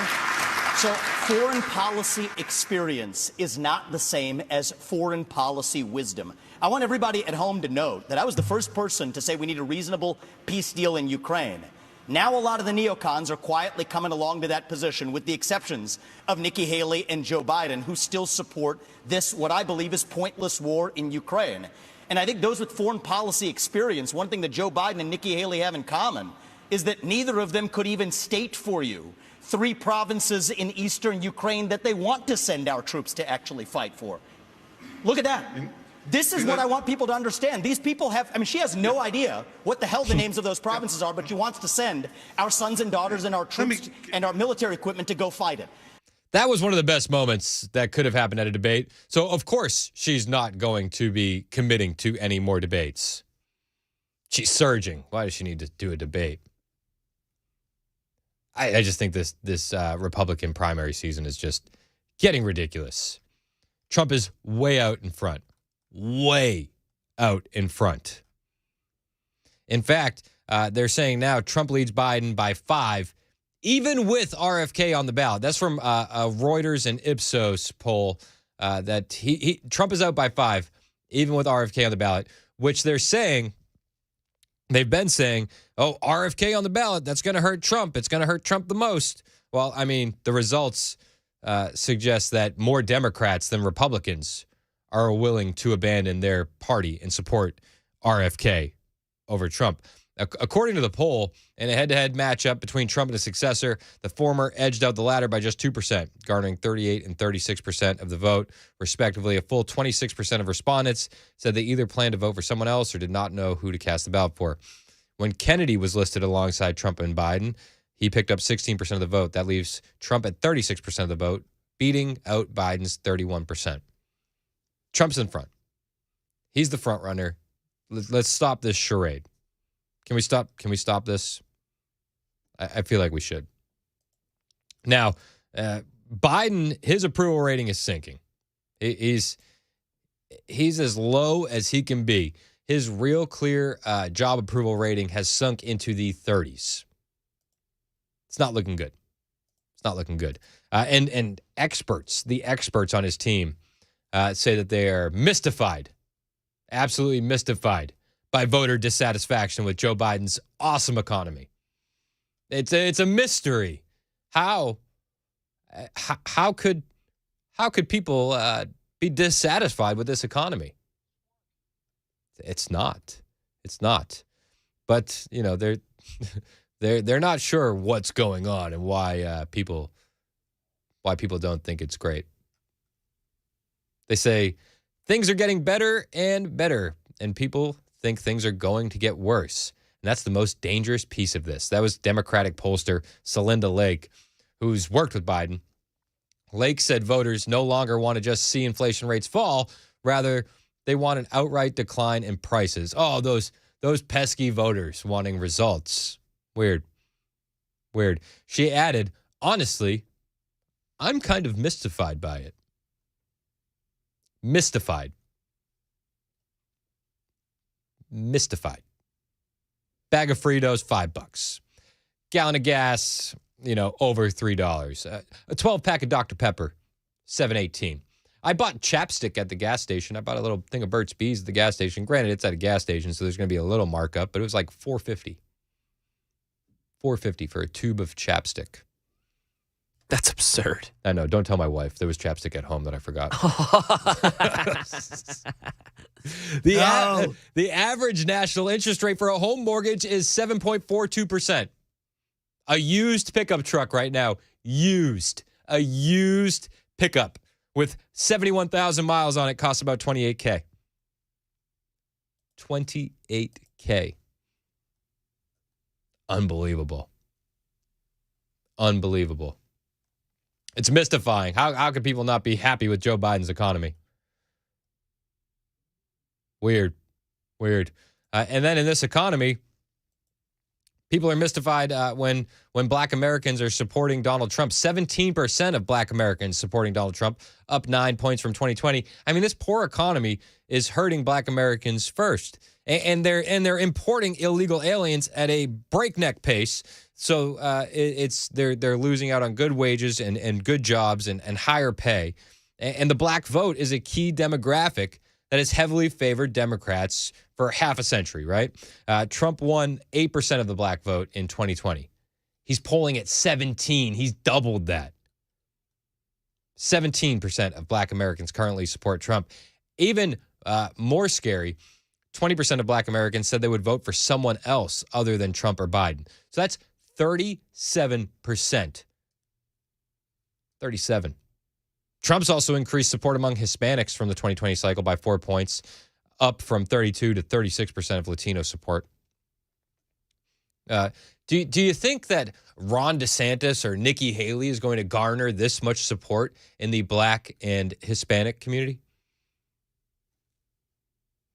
I'll wait. I'll wait. I don't hear any black voters saying this about Ron DeSantis. We sent a direct message, and we asked Trump to come to Chicago, come here and walk these streets with us, and we'll put thousands behind him as he walks the streets. And that's a fact. That's a promise. Fantastic. Yeah, I don't hear anybody talking about Ron DeSantis that way. Good governor. But it's time to stop the silliness with the Republican primaries. That's where we're at. It is silly. It's getting silly. Now, Joy Reid had Raphael Warnock on, and they were discussing the economy and how, black support is kind of out on Biden, and they seem mystified by it as well. Weird. You are seeing a lot of sort of anger over the economy. There is a poll that shows something like 20% of African-American voters are saying they would stay home if it's a Biden versus Trump rematch. There is some rumbling that in the African-American community, including on issues like Gaza, there is some pulling away from Joe Biden. Now, there are some positive things. You were involved in one of them, getting insulin prices down, getting health care costs down. I will point out the insulin prices down, that was a Trump move that Biden reversed and then Biden reinstated. So they're just taking credit for Trump once again. Weird. Getting health care costs down. So there have been some positive economic things. But what do you make of the sort of anxiety and the fracturing among the Democratic base? What do you make of this, Mr. Warnock? What do you make of all that? We're mystified. What do you think? People are looking at the grocery bill and going, "It's not working, sir. It's not working." But what do you make about all this anxiety over the economy? Well, first of all, I think we are living in really tough times.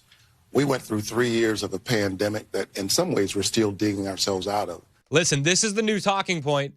We're still dealing with a post-pandemic world.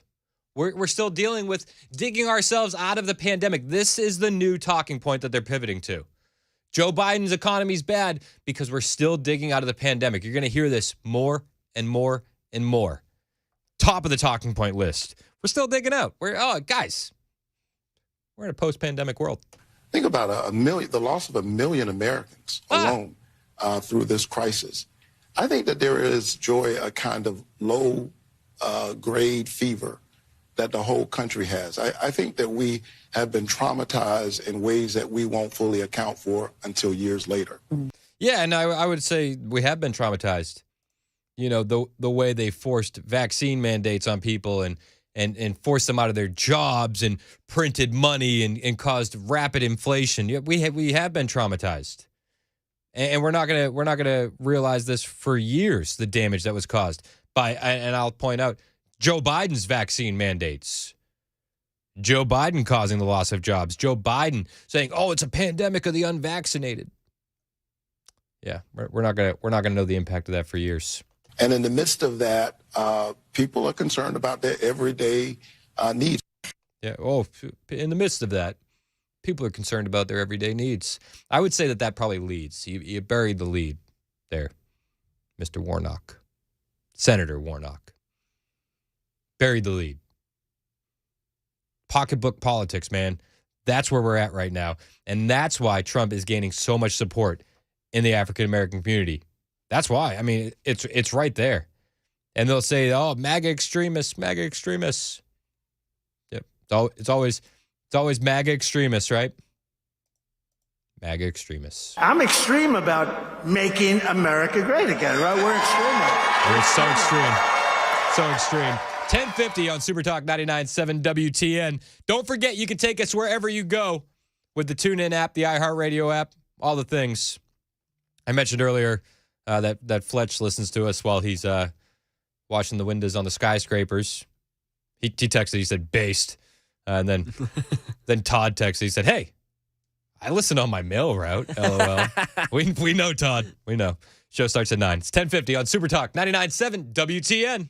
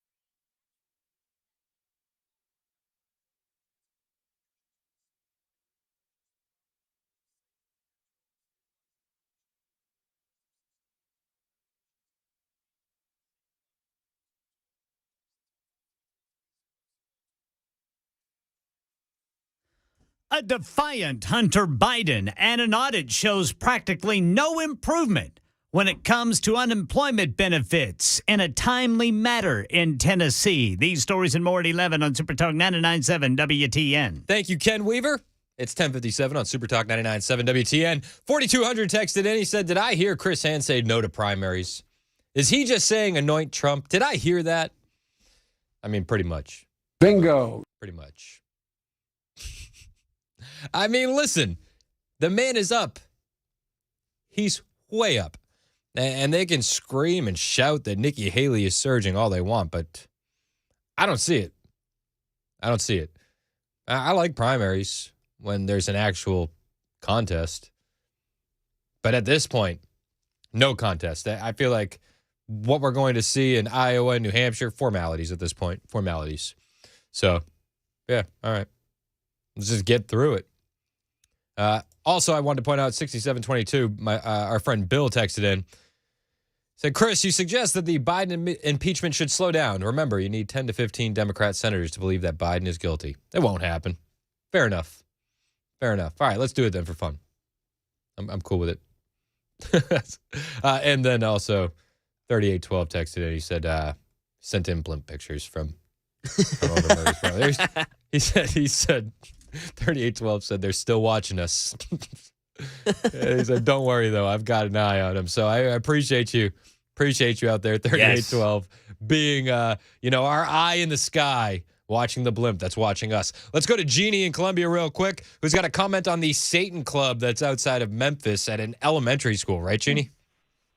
Yes, sir. I'm wanting people to pray against this. It's supposed to be by the Satanic Temple that is funding it, and they're also, this is not the only one. They're saying they're wanting to bring it to all the children's schools across Tennessee. So I think that the people need to raise up and say, you know what, enough is enough. I am so sick and tired of this. I personally don't have children. I've been a teacher for since I was in my 20s, but this is so wrong on so many levels, and we really need to have prayer in the churches and in our prayer groups to bring these dominions down, because they're coming after our babies, and we can't stand that. No, we cannot stand for that. I totally agree with you, Jeannie, and I appreciate the call. I'm old enough to remember when they said Satanists infiltrating everything. That's a conspiracy theory. Weird. 11 o'clock on Super Talk 99.7 WTN. Here's Ken Weaver in the headlines. 20% on.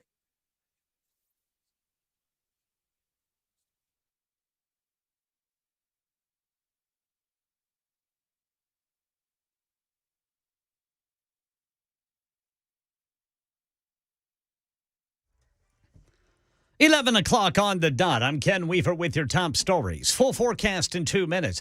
Hunter Biden is defiant as he ignores a congressional subpoena for closed-door testimony over Republican allegations President Biden was involved in foreign business deals. They have taken the light of my dad's love, for me, and presented it as darkness. They have no shame. Hunter Biden said he's willing to testify at a public hearing, to which House Judiciary Committee Chairman Jim Jordan responded. We're disappointed that he didn't show up. I mean, he was just across the way at the Capitol. You think he could have come here and sat for questions. You do it in an open format now, you're going to get filibusters, you're going to get speeches, you're going to get all kinds of things. What we want is the facts. Yeah, the House now voting to formalize an impeachment inquiry. Hunter Biden insists Republicans will find no evidence his father was financially involved in his business. Right now in Tennessee, a new audit shows no improvement in the speed at which people get their unemployment benefits. News Channel 5 says the state comptroller's office claims people still don't get them on time. The same audit says the Tennessee Department of Labor doesn't have enough staff to meet demand, and only about 9% of millions of callers actually connect to a live agent. To sum it up, many of the same problems during the pandemic still happening. No benefits for months after initial claims, and no one to talk about it when you call. In response, department officials said they will develop a policy and procedure for reviewing customer service performance and review necessary staffing needs. Problems with Tesla. The company's recalling nearly every vehicle it makes over concerns about autopilot driver assist technology. Tesla says it has a moral obligation to continue improving its safety systems. In a statement, the electric vehicle maker says there is incontrovertible data that shows autopilot is saving lives. 2 million Teslas are being recalled over worries the technology doesn't have enough safeguards to ensure drivers aren't misusing it. Tesla is offering a software update that it says will fix the issue. That's Mike Dubusky reporting, and the latest news. Weather is next. I'm Ken Weaver, WTN News. Today's show happened because I saw a comment. He said, why don't you do something on doves and dove fields and how to find them and things like that. So yeah, all right. Good idea. It's past the opening day, but like you said, it can work. Yeah. Because the season is long. It runs for 90 days and there's 3 segments, so we're going to cover all that today. Let's rattle off the season. September 1 through September 28th is the first segment of Dove, and then October 14th through November 5th, and then December 8th through January 15th. 15 is your bag limit. So September 1 is opening day, and that's at noon in Tennessee. September 1st has been one of those days. I mean, you'll see guys. I mean, they'll take off work. Have big cooking and getting together with friends, and it's kind of neat to see. Yeah. Historically, it's a huge social event. I'd say the majority of the hunters probably hunt opening day, opening weekend, and then won't pick up a shotgun until next year. So, we have 2 other segments besides this one. Running in October, and then even all the way through January 15th. There's a lot of opportunity throughout the year. On our website, tnwildlife.org, on our homepage, you can click the button there to dove hunting info and fields is what the button's titled. It's got all the information on dove hunting. You can find the fields there. So let's talk about how to find a field. You click on Region 2, it pulls up the options that are available, and get down to Bark Camp Barrens, and you see it's open statewide. So the hunting's not over there. There's still opportunity. Even though we had a big opening day, let it die down a little bit and get back in there. You're going to have some good hunting, I think, there, sounds like, anyway.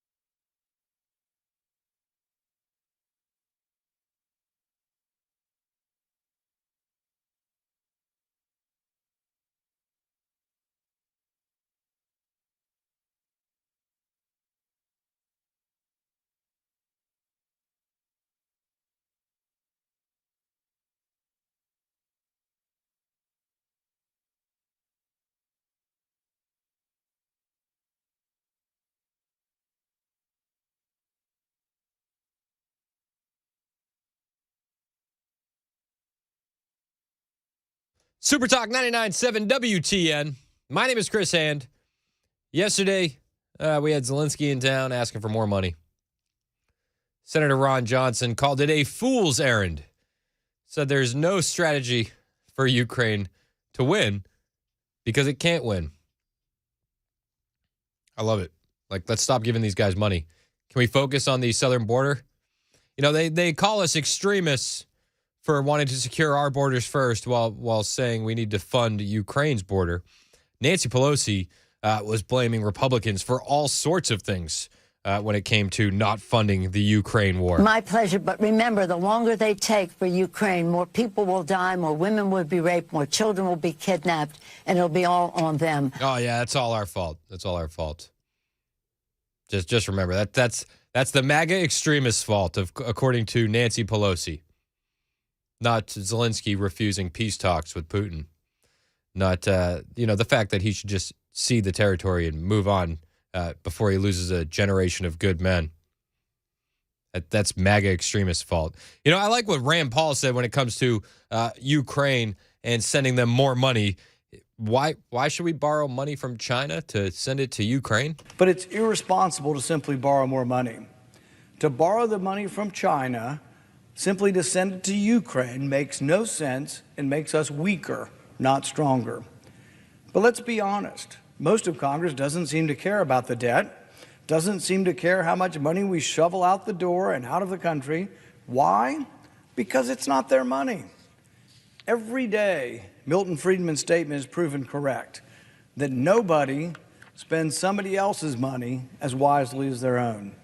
I doubt the big spenders in Congress will ever consider spending any of their own money, but Americans across the land should sit up and notice and attach blame to these profligate spenders. Yeah, they don't care about spending our tax dollars on Ukraine. While he was in town, Ukraine President Vladimir Zelensky met with defense contractors.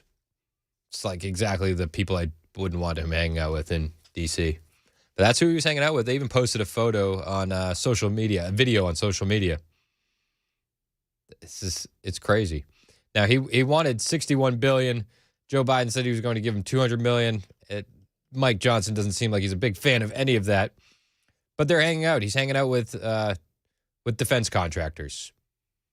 Zelensky said Ukraine was prepared to produce more ammunition and military vehicles, but it required the support.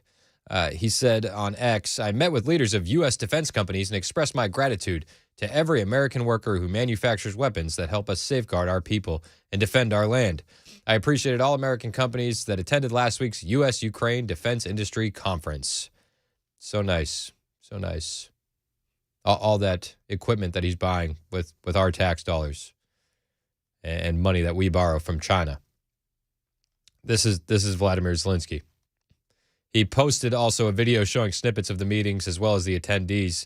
The video showing among the attendees were Stephen O'Brien, the corporate vice president and chief financial officer for Northrop Grumman Corporation, Faith Osman, the Turkish-American co-owner and CEO of Sierra Nevada Corporation. U.S. defense contractors and Ukraine have had a cozy relationship since Russia invaded in February of 22. Big money in war. They love that money. In December of 22, U.S. defense contractors who are gaining billions from this ongoing war, they're making money hand over fist, sponsored a party in D.C. for the Ukrainian armed forces at the Ukrainian embassy.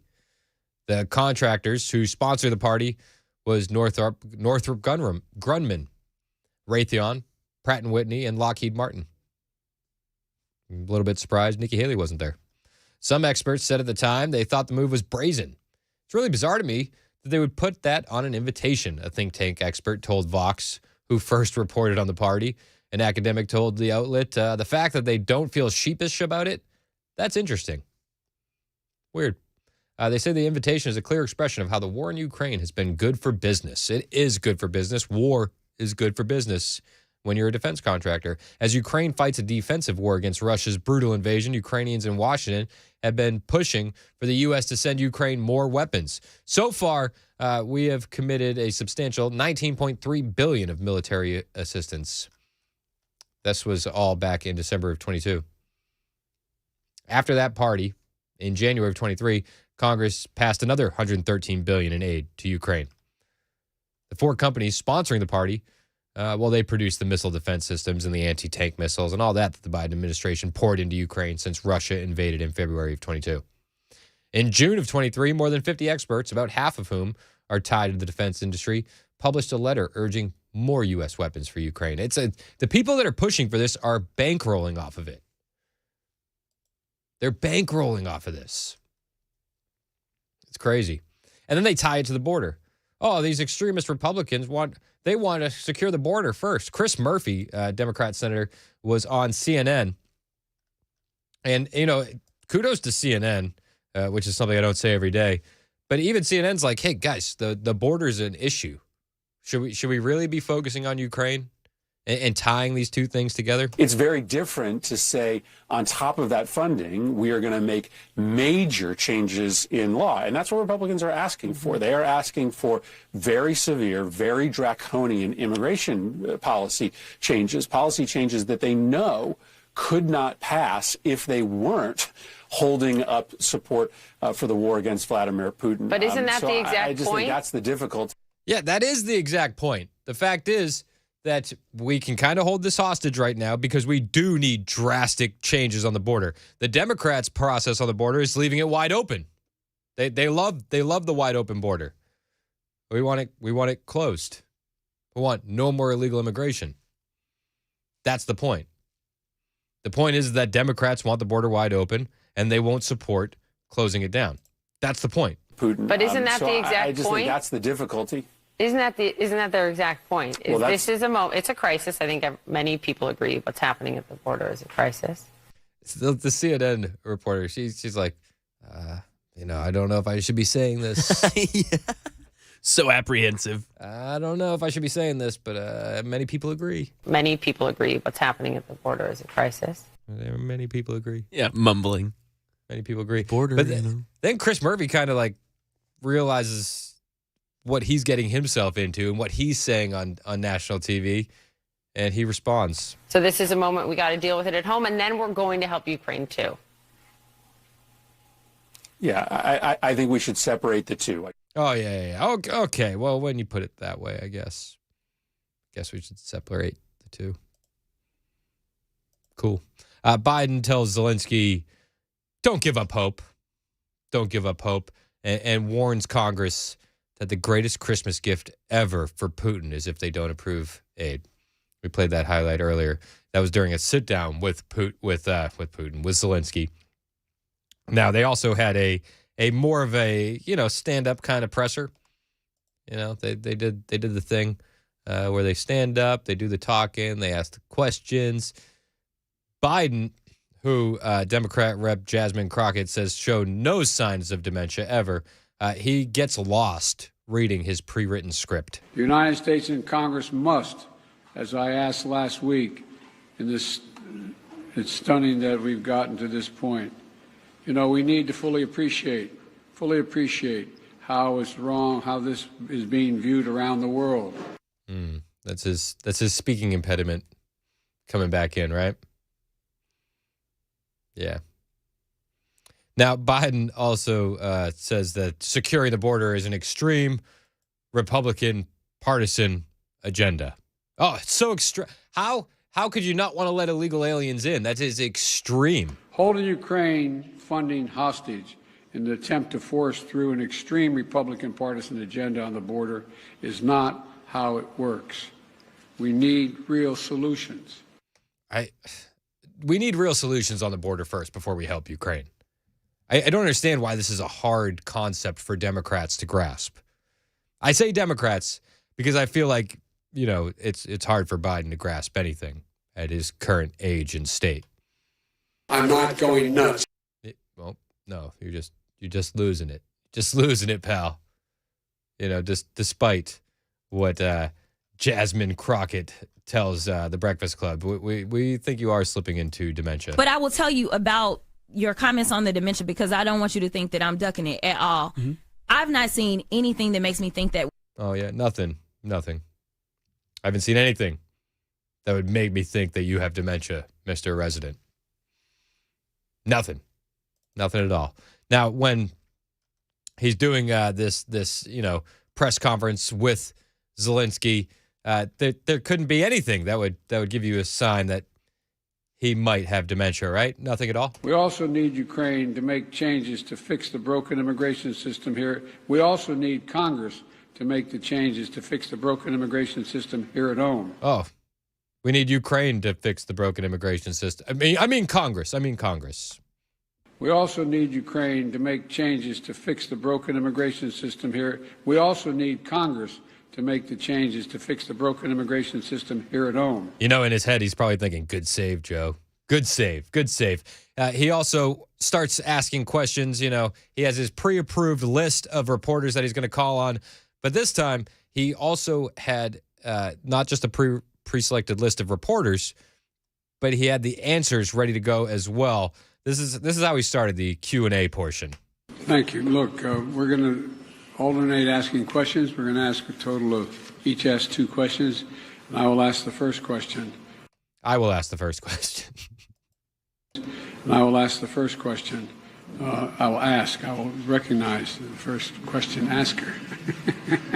I'll ask a question, Joel, too. But Danny Kemp.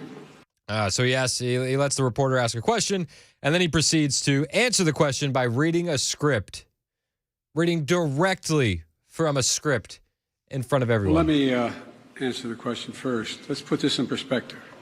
Remember how far Ukraine has come. Russia's failed thus far in trying to erase Ukraine from the map and subsume it into Russia.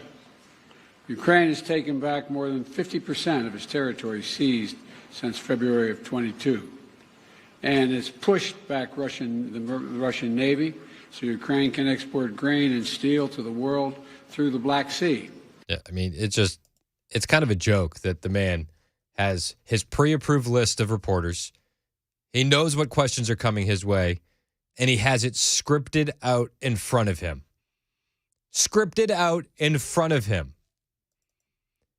He can't answer a question on the fly. But I will tell you about your comments on the dementia because I don't want you to think that I'm ducking it at all. Mm-hmm. I've not seen anything that makes me think that. Oh, he can't answer a question from a reporter without having a pre-designated question and answer ready to go. Yeah, no signs of dementia. No signs of dementia at all. And they say that, oh, how could Republicans tie Ukraine funding to the border? How could they do this? This is what our border looks like right now. In the last year alone, there's been a 140% spike in migrant apprehensions in this area.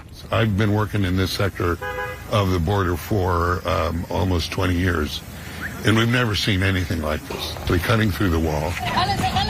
Our cameras captured one of those breaches.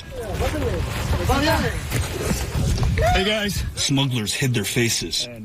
This is the breach in the wall that the smugglers have cut through, and this is what the Border Patrol is up against. This is not an anomaly by any means. Here's another one, Rod, that was just cut and repaired. I mean, the Border Patrol isn't just up against the smugglers. They're up against the U.S. government, who is stopping them from doing their job. It's crazy to me. Now, Texas troopers, shout out to Texas troopers and the guys that are down there doing like real good work. Texas Department of Public Safety troopers arrested 3 alleged human traffickers in Kinney County over the weekend. 2 of the smugglers were reported to be foreign nationals from Honduras and El Salvador.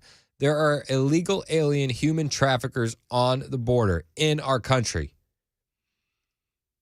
But we're extreme for wanting to secure the border. So extreme.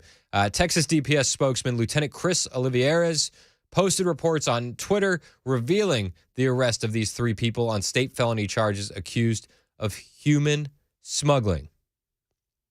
There's human trafficking going on at the border, but we're extreme for wanting to secure it.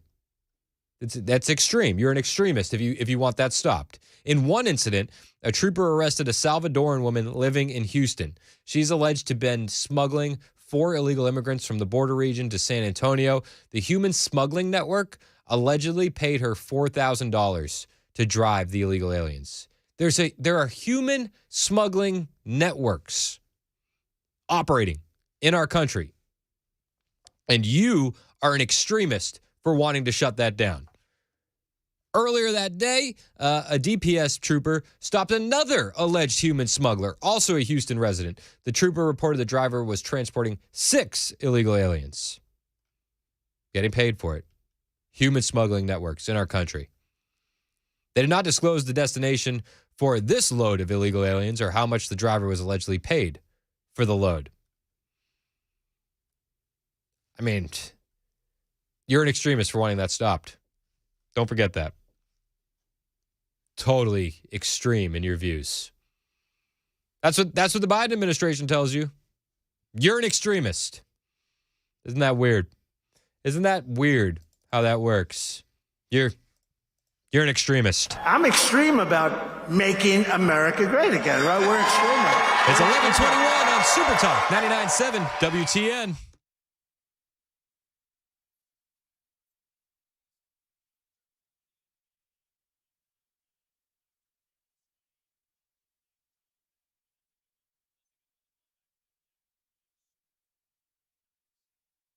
Hey, it's Chris Hand from my friends at Busy Bee HVAC. It's getting cold, and if you are noticing a problem popping up with your heat, it's time to get it solved. And you could have been proactive about this and keep your unit in tip-top shape. See, Busy Bee HVAC offers annual maintenance, and they also offer repair or replacement heating and air system. Call who I trust, Busy Bee HVAC. You're not going to find a better value on replacement systems. If you do need to replace your heating and air unit, they offer up to 12 months, no payment, no interest with approved credit. And it pays in so many ways to sign up for that annual maintenance on your heating and air system from Busy Bee HVAC. For added rewards and savings, sign up to be a Beehive member. My wife is very excited that we're Beehive members, because you get that thorough annual maintenance on your heating and air at the beginning of each heating and cooling season, and it's just $99 per year per unit with no overtime charges, 24/7, and 10% off all repairs. Plus, they have convenient Saturday availability for those maintenance calls, so you'll never be left out in the cold. If you're noticing problems with your heat, it's time to call Busy Bee HVAC. Busy Bee, your Rude Pro partner. For satisfaction guaranteed, call Busy Bee HVAC, 615-775-7833. That's 615-775-7833, or online, busybeehvac.com.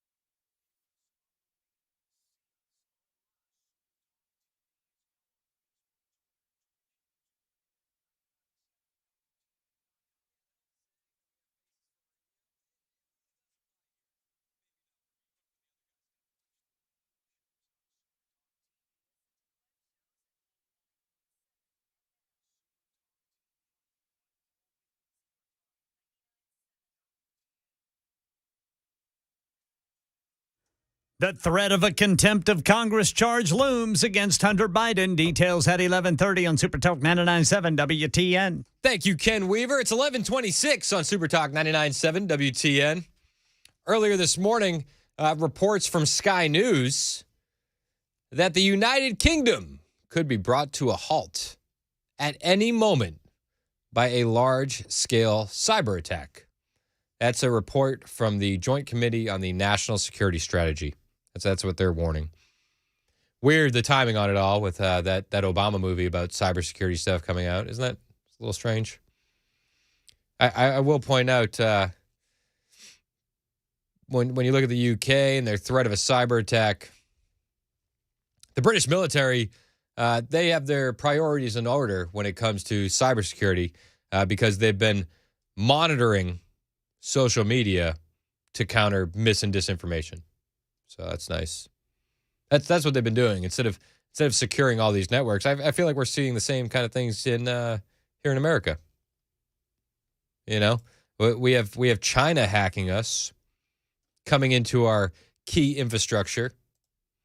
The UK is dealing with the same thing, and you know, instead of locking down our infrastructure, making sure that's secure, they're monitoring social media. That way you don't say anything mean. Yeah. It's also tiresome, isn't it? You know, cyber attacks against key U.S. infrastructure continue again. This time is from China, following a suspected recent Iranian cyber attack against a U.S. water treatment facility. We reported this yesterday. Government officials are now alleging that the Chinese military has been targeting a number of water and power installations across our country. So the UK is worried about it. America's worried about it. And apparently, transportation systems are among the apparent targets, with the assaults being carried out to develop a broader attack playbook that could be deployed if war were to break out between the U.S. and China. I feel like we're already in a sort of Cold War, fifth generational type warfare between the U.S. and China. And that fifth generational warfare is the cyber battlefield that we're dealing with. They worry that China is going to be crippling key infrastructure if there's an outbreak of hostilities that could slow logistics and create potential hysteria within the population centers and ultimately destabilize the nation.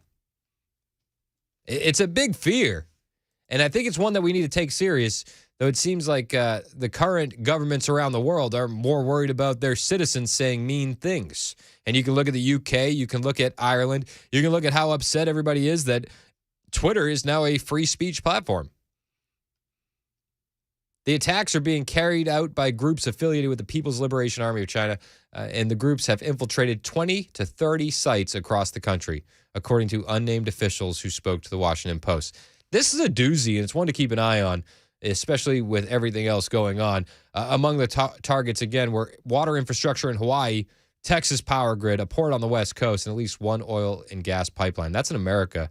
And it appears that the UK is dealing with the exact same thing. We'll keep you posted as more information becomes available. It's 11:30 on Super Talk 99.7 WTN.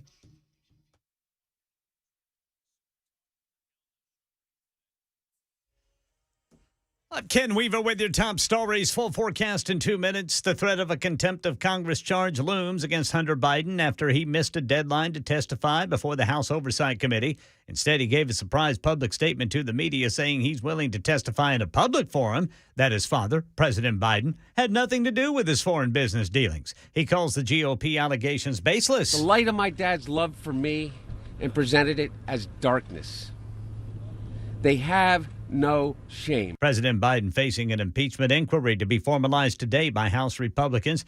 The White House launching new gun control initiative today called the Safer States Initiative, which suggests statewide bans of assault weapons, high-capacity magazines, implementing red flag laws, and strengthening universal background checks. The Department of Justice also releasing model legislation for safe storage of firearms.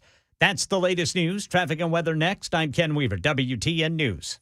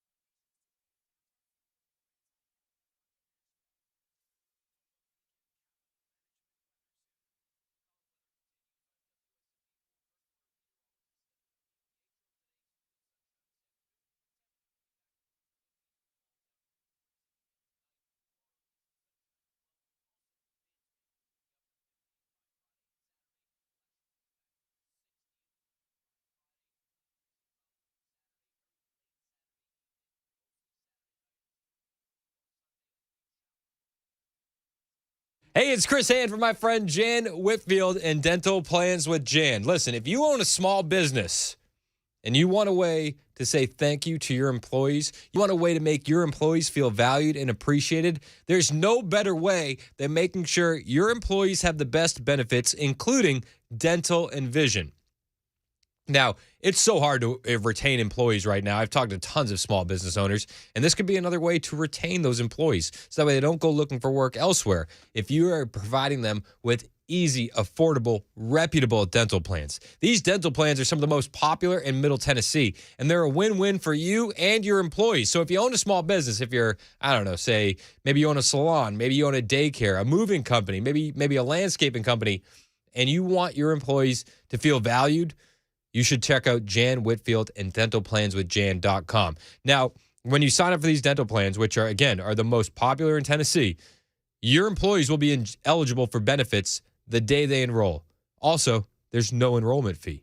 Super affordable also. Priced at $27 to $39 per month, depending on what benefits you're looking for and how many employees you have enrolled in the plan. You can add spouses, you can add dependents, and orthodontics are available. My daughter has been looking at braces. We've been talking about that with the orthodontist, and they're expensive. So your employees will definitely value the orthodontics being available. So how many employees do you have that work full time? If you have more than 2, you can get that group plan. And if your employees are working full-time, 30 hours or more per week, they're totally qualified. Your employers can contribute to all, some, or none of the plans, but it is an option. Maybe you cover the whole thing as a holiday bonus. If you want to do something like that, you need to call Jan Whitfield. It's just a 15-minute phone call, and you and your employees will be completely set up with dental and vision. 615-974-9655, 615-974-9655, or online, dentalplanswithjan.com.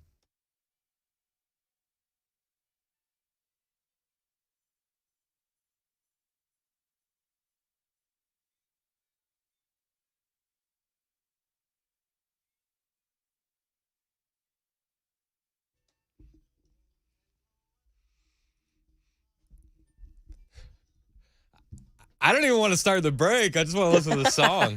It's so festive. Oh, it's so great. Super Talk 99.7 WTN. 11:37 already. We listened to the song for a minute. My name is Chris Hand. Hope you're having a fantastic day. If you're watching on Super Talk TV, you'll notice we're getting festive in the studio. We have a poinsettia. Oh, yeah. Did you notice we have a poinsettia? I didn't see that. Charlie brought it for us. Oh, and you can see it perfectly in the Super Talk TV shot. Wow. Look at that. Yeah, that's beautiful. Super festive. Did Charlie got that? That's nice. Yeah, it's really nice. I was going to bring in the Christmas tree I brought to the Christmas party that we had at Cedar. Yeah, we don't have enough room. That would take up too much room. Way too much room.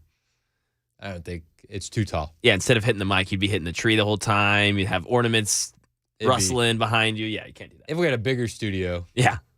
We had the sports studio. We'd have enough Bingo. room. We'd have enough room for that thing.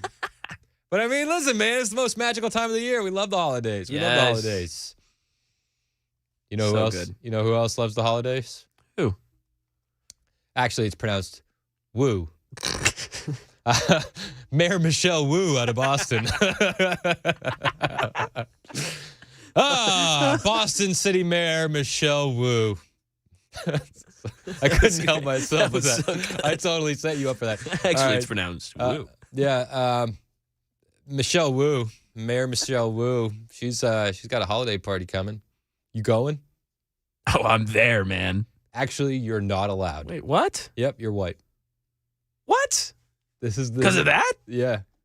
No whites allowed. Whoa. Yeah. Whoa. Yeah, it's weird. I don't know. It's so weird. Apparently, she's inviting officials to the Electeds of Color holiday party. Hey. Electeds of Color. It's like a spin on POC, like persons of color. Electeds of Color. I'm no historian, but this seems like a slippery slope. Yeah. It's pretty weird. So, there's an Electeds of Color holiday party in Boston. It was there was an email that was sent by Denise DeSantos the director of city council relations, on behalf of Mayor Wu. And so funny. The email was mistakenly sent to all city council members, including the white ones. Ugh. Womp womp.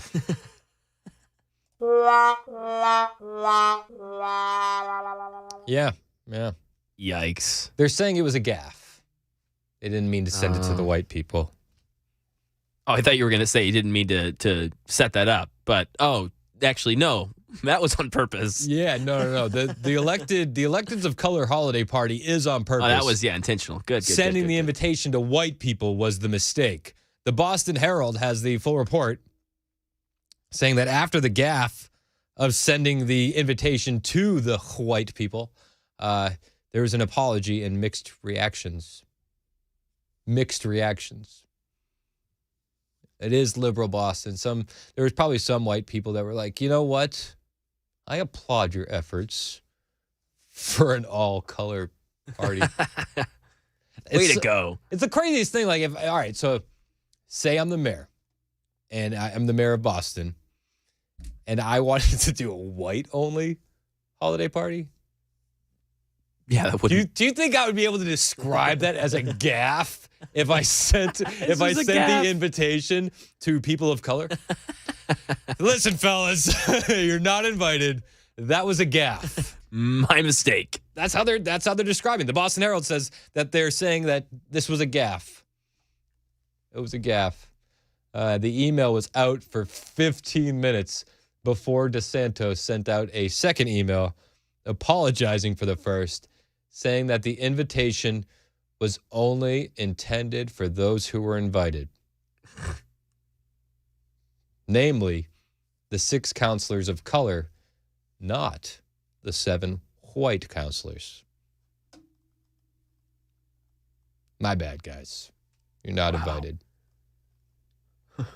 2213 said. What did 2213 say? Hit send. No. With the yeah. That's funny. Yeah, That's good. Yeah, the reaction on them when they hit send, according to 2213, was No. Can we come? I know I'm white, but can I come to your electeds of color holiday party? No. He. Oh, all right. All right. 9419 texted and said, I'm heading to Boston on Friday. I guess we'll just have to go to the Nutcracker instead. This is a real thing. What happened in 2023? I don't know. What has happened to this country? So then they sent out an apology email and said, DeSantis wrote, I wanted to apologize for my previous email regarding a holiday party for tomorrow. I did send that to everyone by accident, and I apologize if my email may have offended or came across as so. Sorry for any confusion this may have caused. White people not allowed. Despite the apology, elected of color counselor Brian. Why are they calling them elected of color? It's an elected official. You're an elected official. Elected of color. I'm just reading the news. I'm not referring to these people as elected of color, for the record. But despite the apology, elected of color official counselor Brian Worrell defended the segregated Christmas party that would exclude white people, saying, we make space and spaces for all kinds of specific groups in the city and government. This is no different. And the elected officials of color has been around for more than a decade. And to which I say, okay. But if it was Mayor Marty Walsh, who was the mayor before, white guy, if he did an all-white Christmas party, could you imagine the outrage? And then continue to say that one of his reasons for such is that, we've been doing it for a while.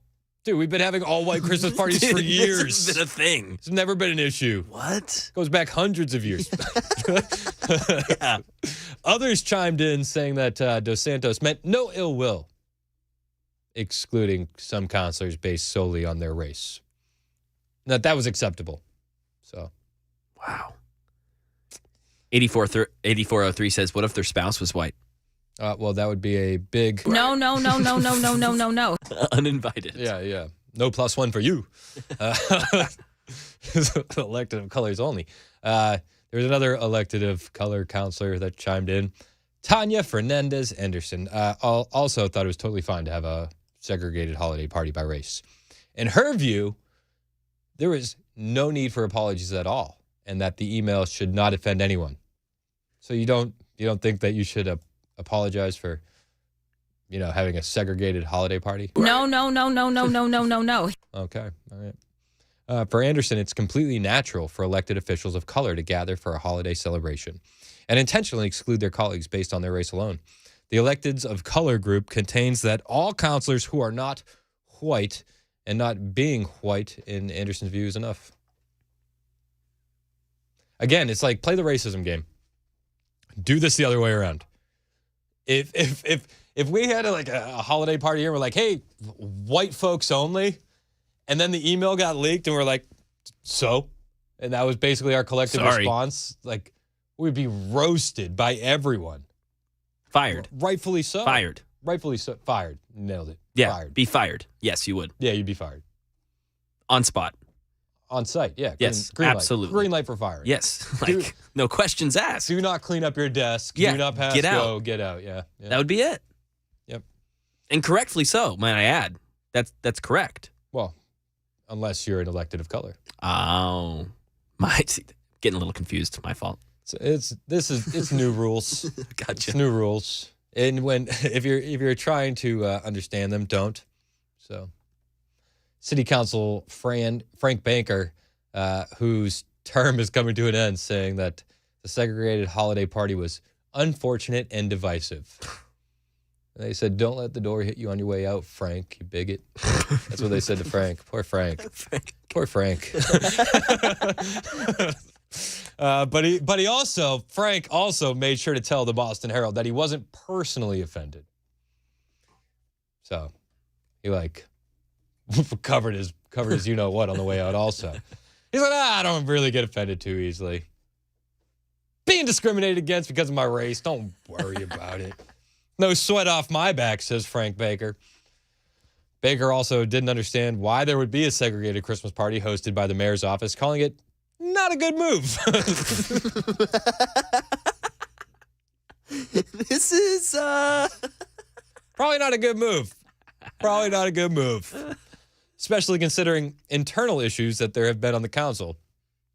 DeSantis claims to be a passionate advocate for bridging the gap between city resources and her community, and only her community.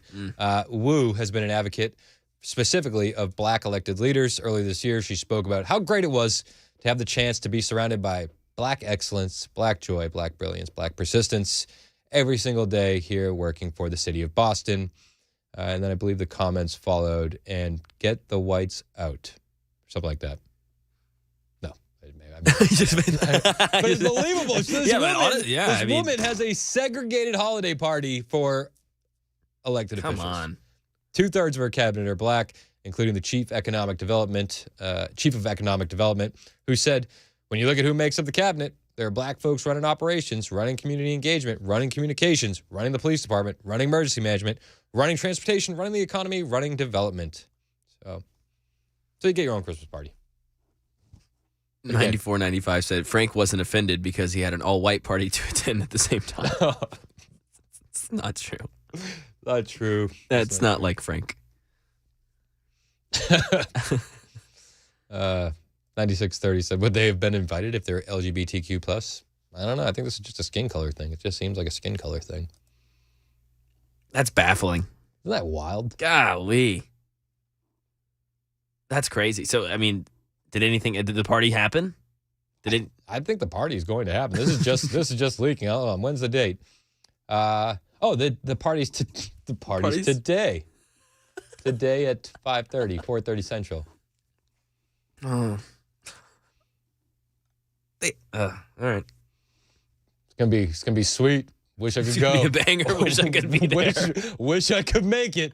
It's 11:49 on Super Talk 99.7 WTN.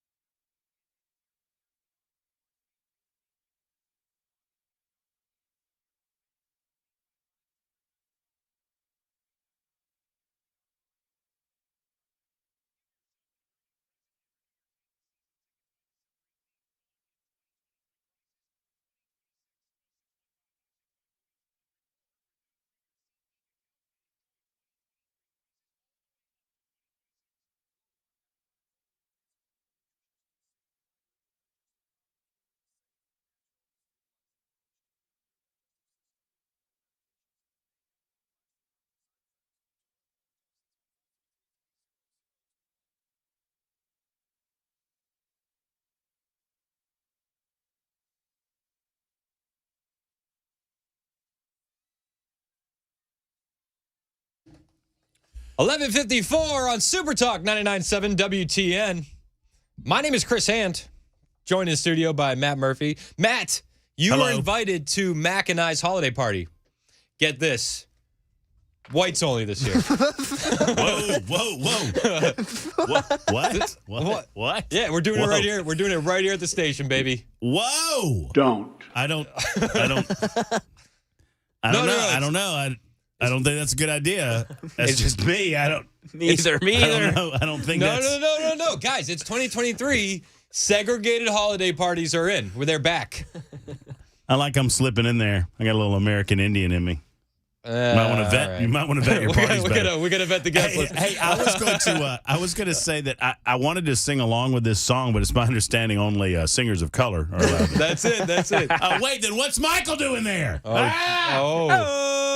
So what do you think about this? No whites allowed at the Boston Mayor Christmas party for elected of color only. What fascinates me as I'm listening to the story on the way into work, is there nothing in the article saying, hey, this is why everyone says that this is okay? Their excuse making is, oh, we're really sorry about sending out the email. We're sorry that the white people now know that they're being excluded solely on the basis of their race. But there's no explainer as to why this has been okay outside of, well, we've always done it. And you had the best point. I mean, hey, we're going to do a white-only thing, because we've always done it this way. Yeah. I mean, imagine if Abraham Lincoln had taken up that opinion or, come on. Oh, and also, a Super Texter pointed out, which is a great point, this is taxpayer-funded. Yes. This is taxpayer-funded racism. Yes. In Boston, Mass. Thank you, Boston. I blame you. It's pronounced woo because I blame you because everyone knows you were in Boston for a time after you immigrated from Canada. Everybody knows it. Everybody knows it, and you ruined that. You ruined that once great city. It had to be my fault. It was great at one point, I think. But, well, I'm sure they would blame white people in general for any failures that they have. I'm surprised. I mean, I hate to say this. I don't want to come off as some sort of ist to myself. I'm surprised there's still 7 white people on the city council. That's too many. We can get those numbers down. It's not diverse enough. I mean, they say the quiet. I mean, it is nice if you look at it from a positive. I don't know. It's Christmas. This is the holiday season. It's nice that they're saying the quiet part out loud. They don't even deny it anymore. Yeah. So that we can get beyond that element of the argument. Oh, that's not what we're really doing. Yeah, here it is, right in the email. You're saying white people can't come because they're white. Yeah. Brian texted in. He said, since the color-only Christmas party is government-funded, that also makes it systemic racism against white people because the system doing it. At some point, and I might trampoline on this subject later on the show. I got a couple of things coming up first. But at some point, white people are going to get annoyed. We laugh at it. We have a good time. I mean, it's stupid. It's wrong. Yep. But what are you going to do? And at some point, I think there's going to be a pushback. And as soon as there's a push, that's what they're waiting for. As soon as there's a pushback, then they come forward and go, racism. We knew it. We knew it all along. We're the racist for calling out your racism? So even there's a white city councilor, Frank Baker, and he said it's unfortunate and divisive. But then even he felt the need to cover his butt and say, but I don't really get offended too easily. It's not a matter of offense. It's a matter of racism. It is racism. Oh, my goodness gracious. Taxpayer-funded racism. Retribution. Getting back at Whitey. Hey, what it is. No Christmas. I don't think we should have a white-only Christmas party. I mean, I don't mean to go out on a limb. I don't mean to cause a schism between the 2 best midday radio shows in the United States of America. Woo! But come on. Well, I'll ask Mandis about it. I'll send him an email. Yeah. See what he says. The subject line: white-only Christmas party? Question mark. See what he thinks. I'll see what he thinks. And we'll get back to this tomorrow. It's Matt Murphy's in next. Hang out with us. It's Super Talk 99.7 WTN.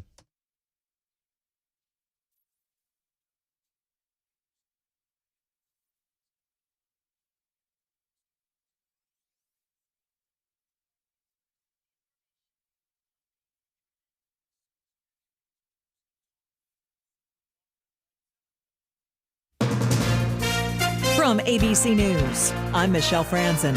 Hunter Biden pushing back on Republicans' allegations he and his father profited from foreign business connections. The president's son making his comments outside the Capitol instead of appearing before the House Oversight Committee. Saying he has made mistakes and is working to make amends, Hunter Biden says Republicans are shamelessly dragging his family through the mud. There is no fairness or decency in what these Republicans are doing. He was subpoenaed for a closed-door deposition, but Hunter Biden tells reporters he'll only speak publicly to avoid his testimony being distorted. I'm here. I'm ready. As they move forward with their impeachment inquiry, Republicans now say they may vote to find the president's son in contempt of Congress, since he failed to appear as they demanded. Stephen Portnoy, ABC News, Washington. President Biden at the White House today met with families of the 8 American hostages held by Hamas since the October 7th attacks.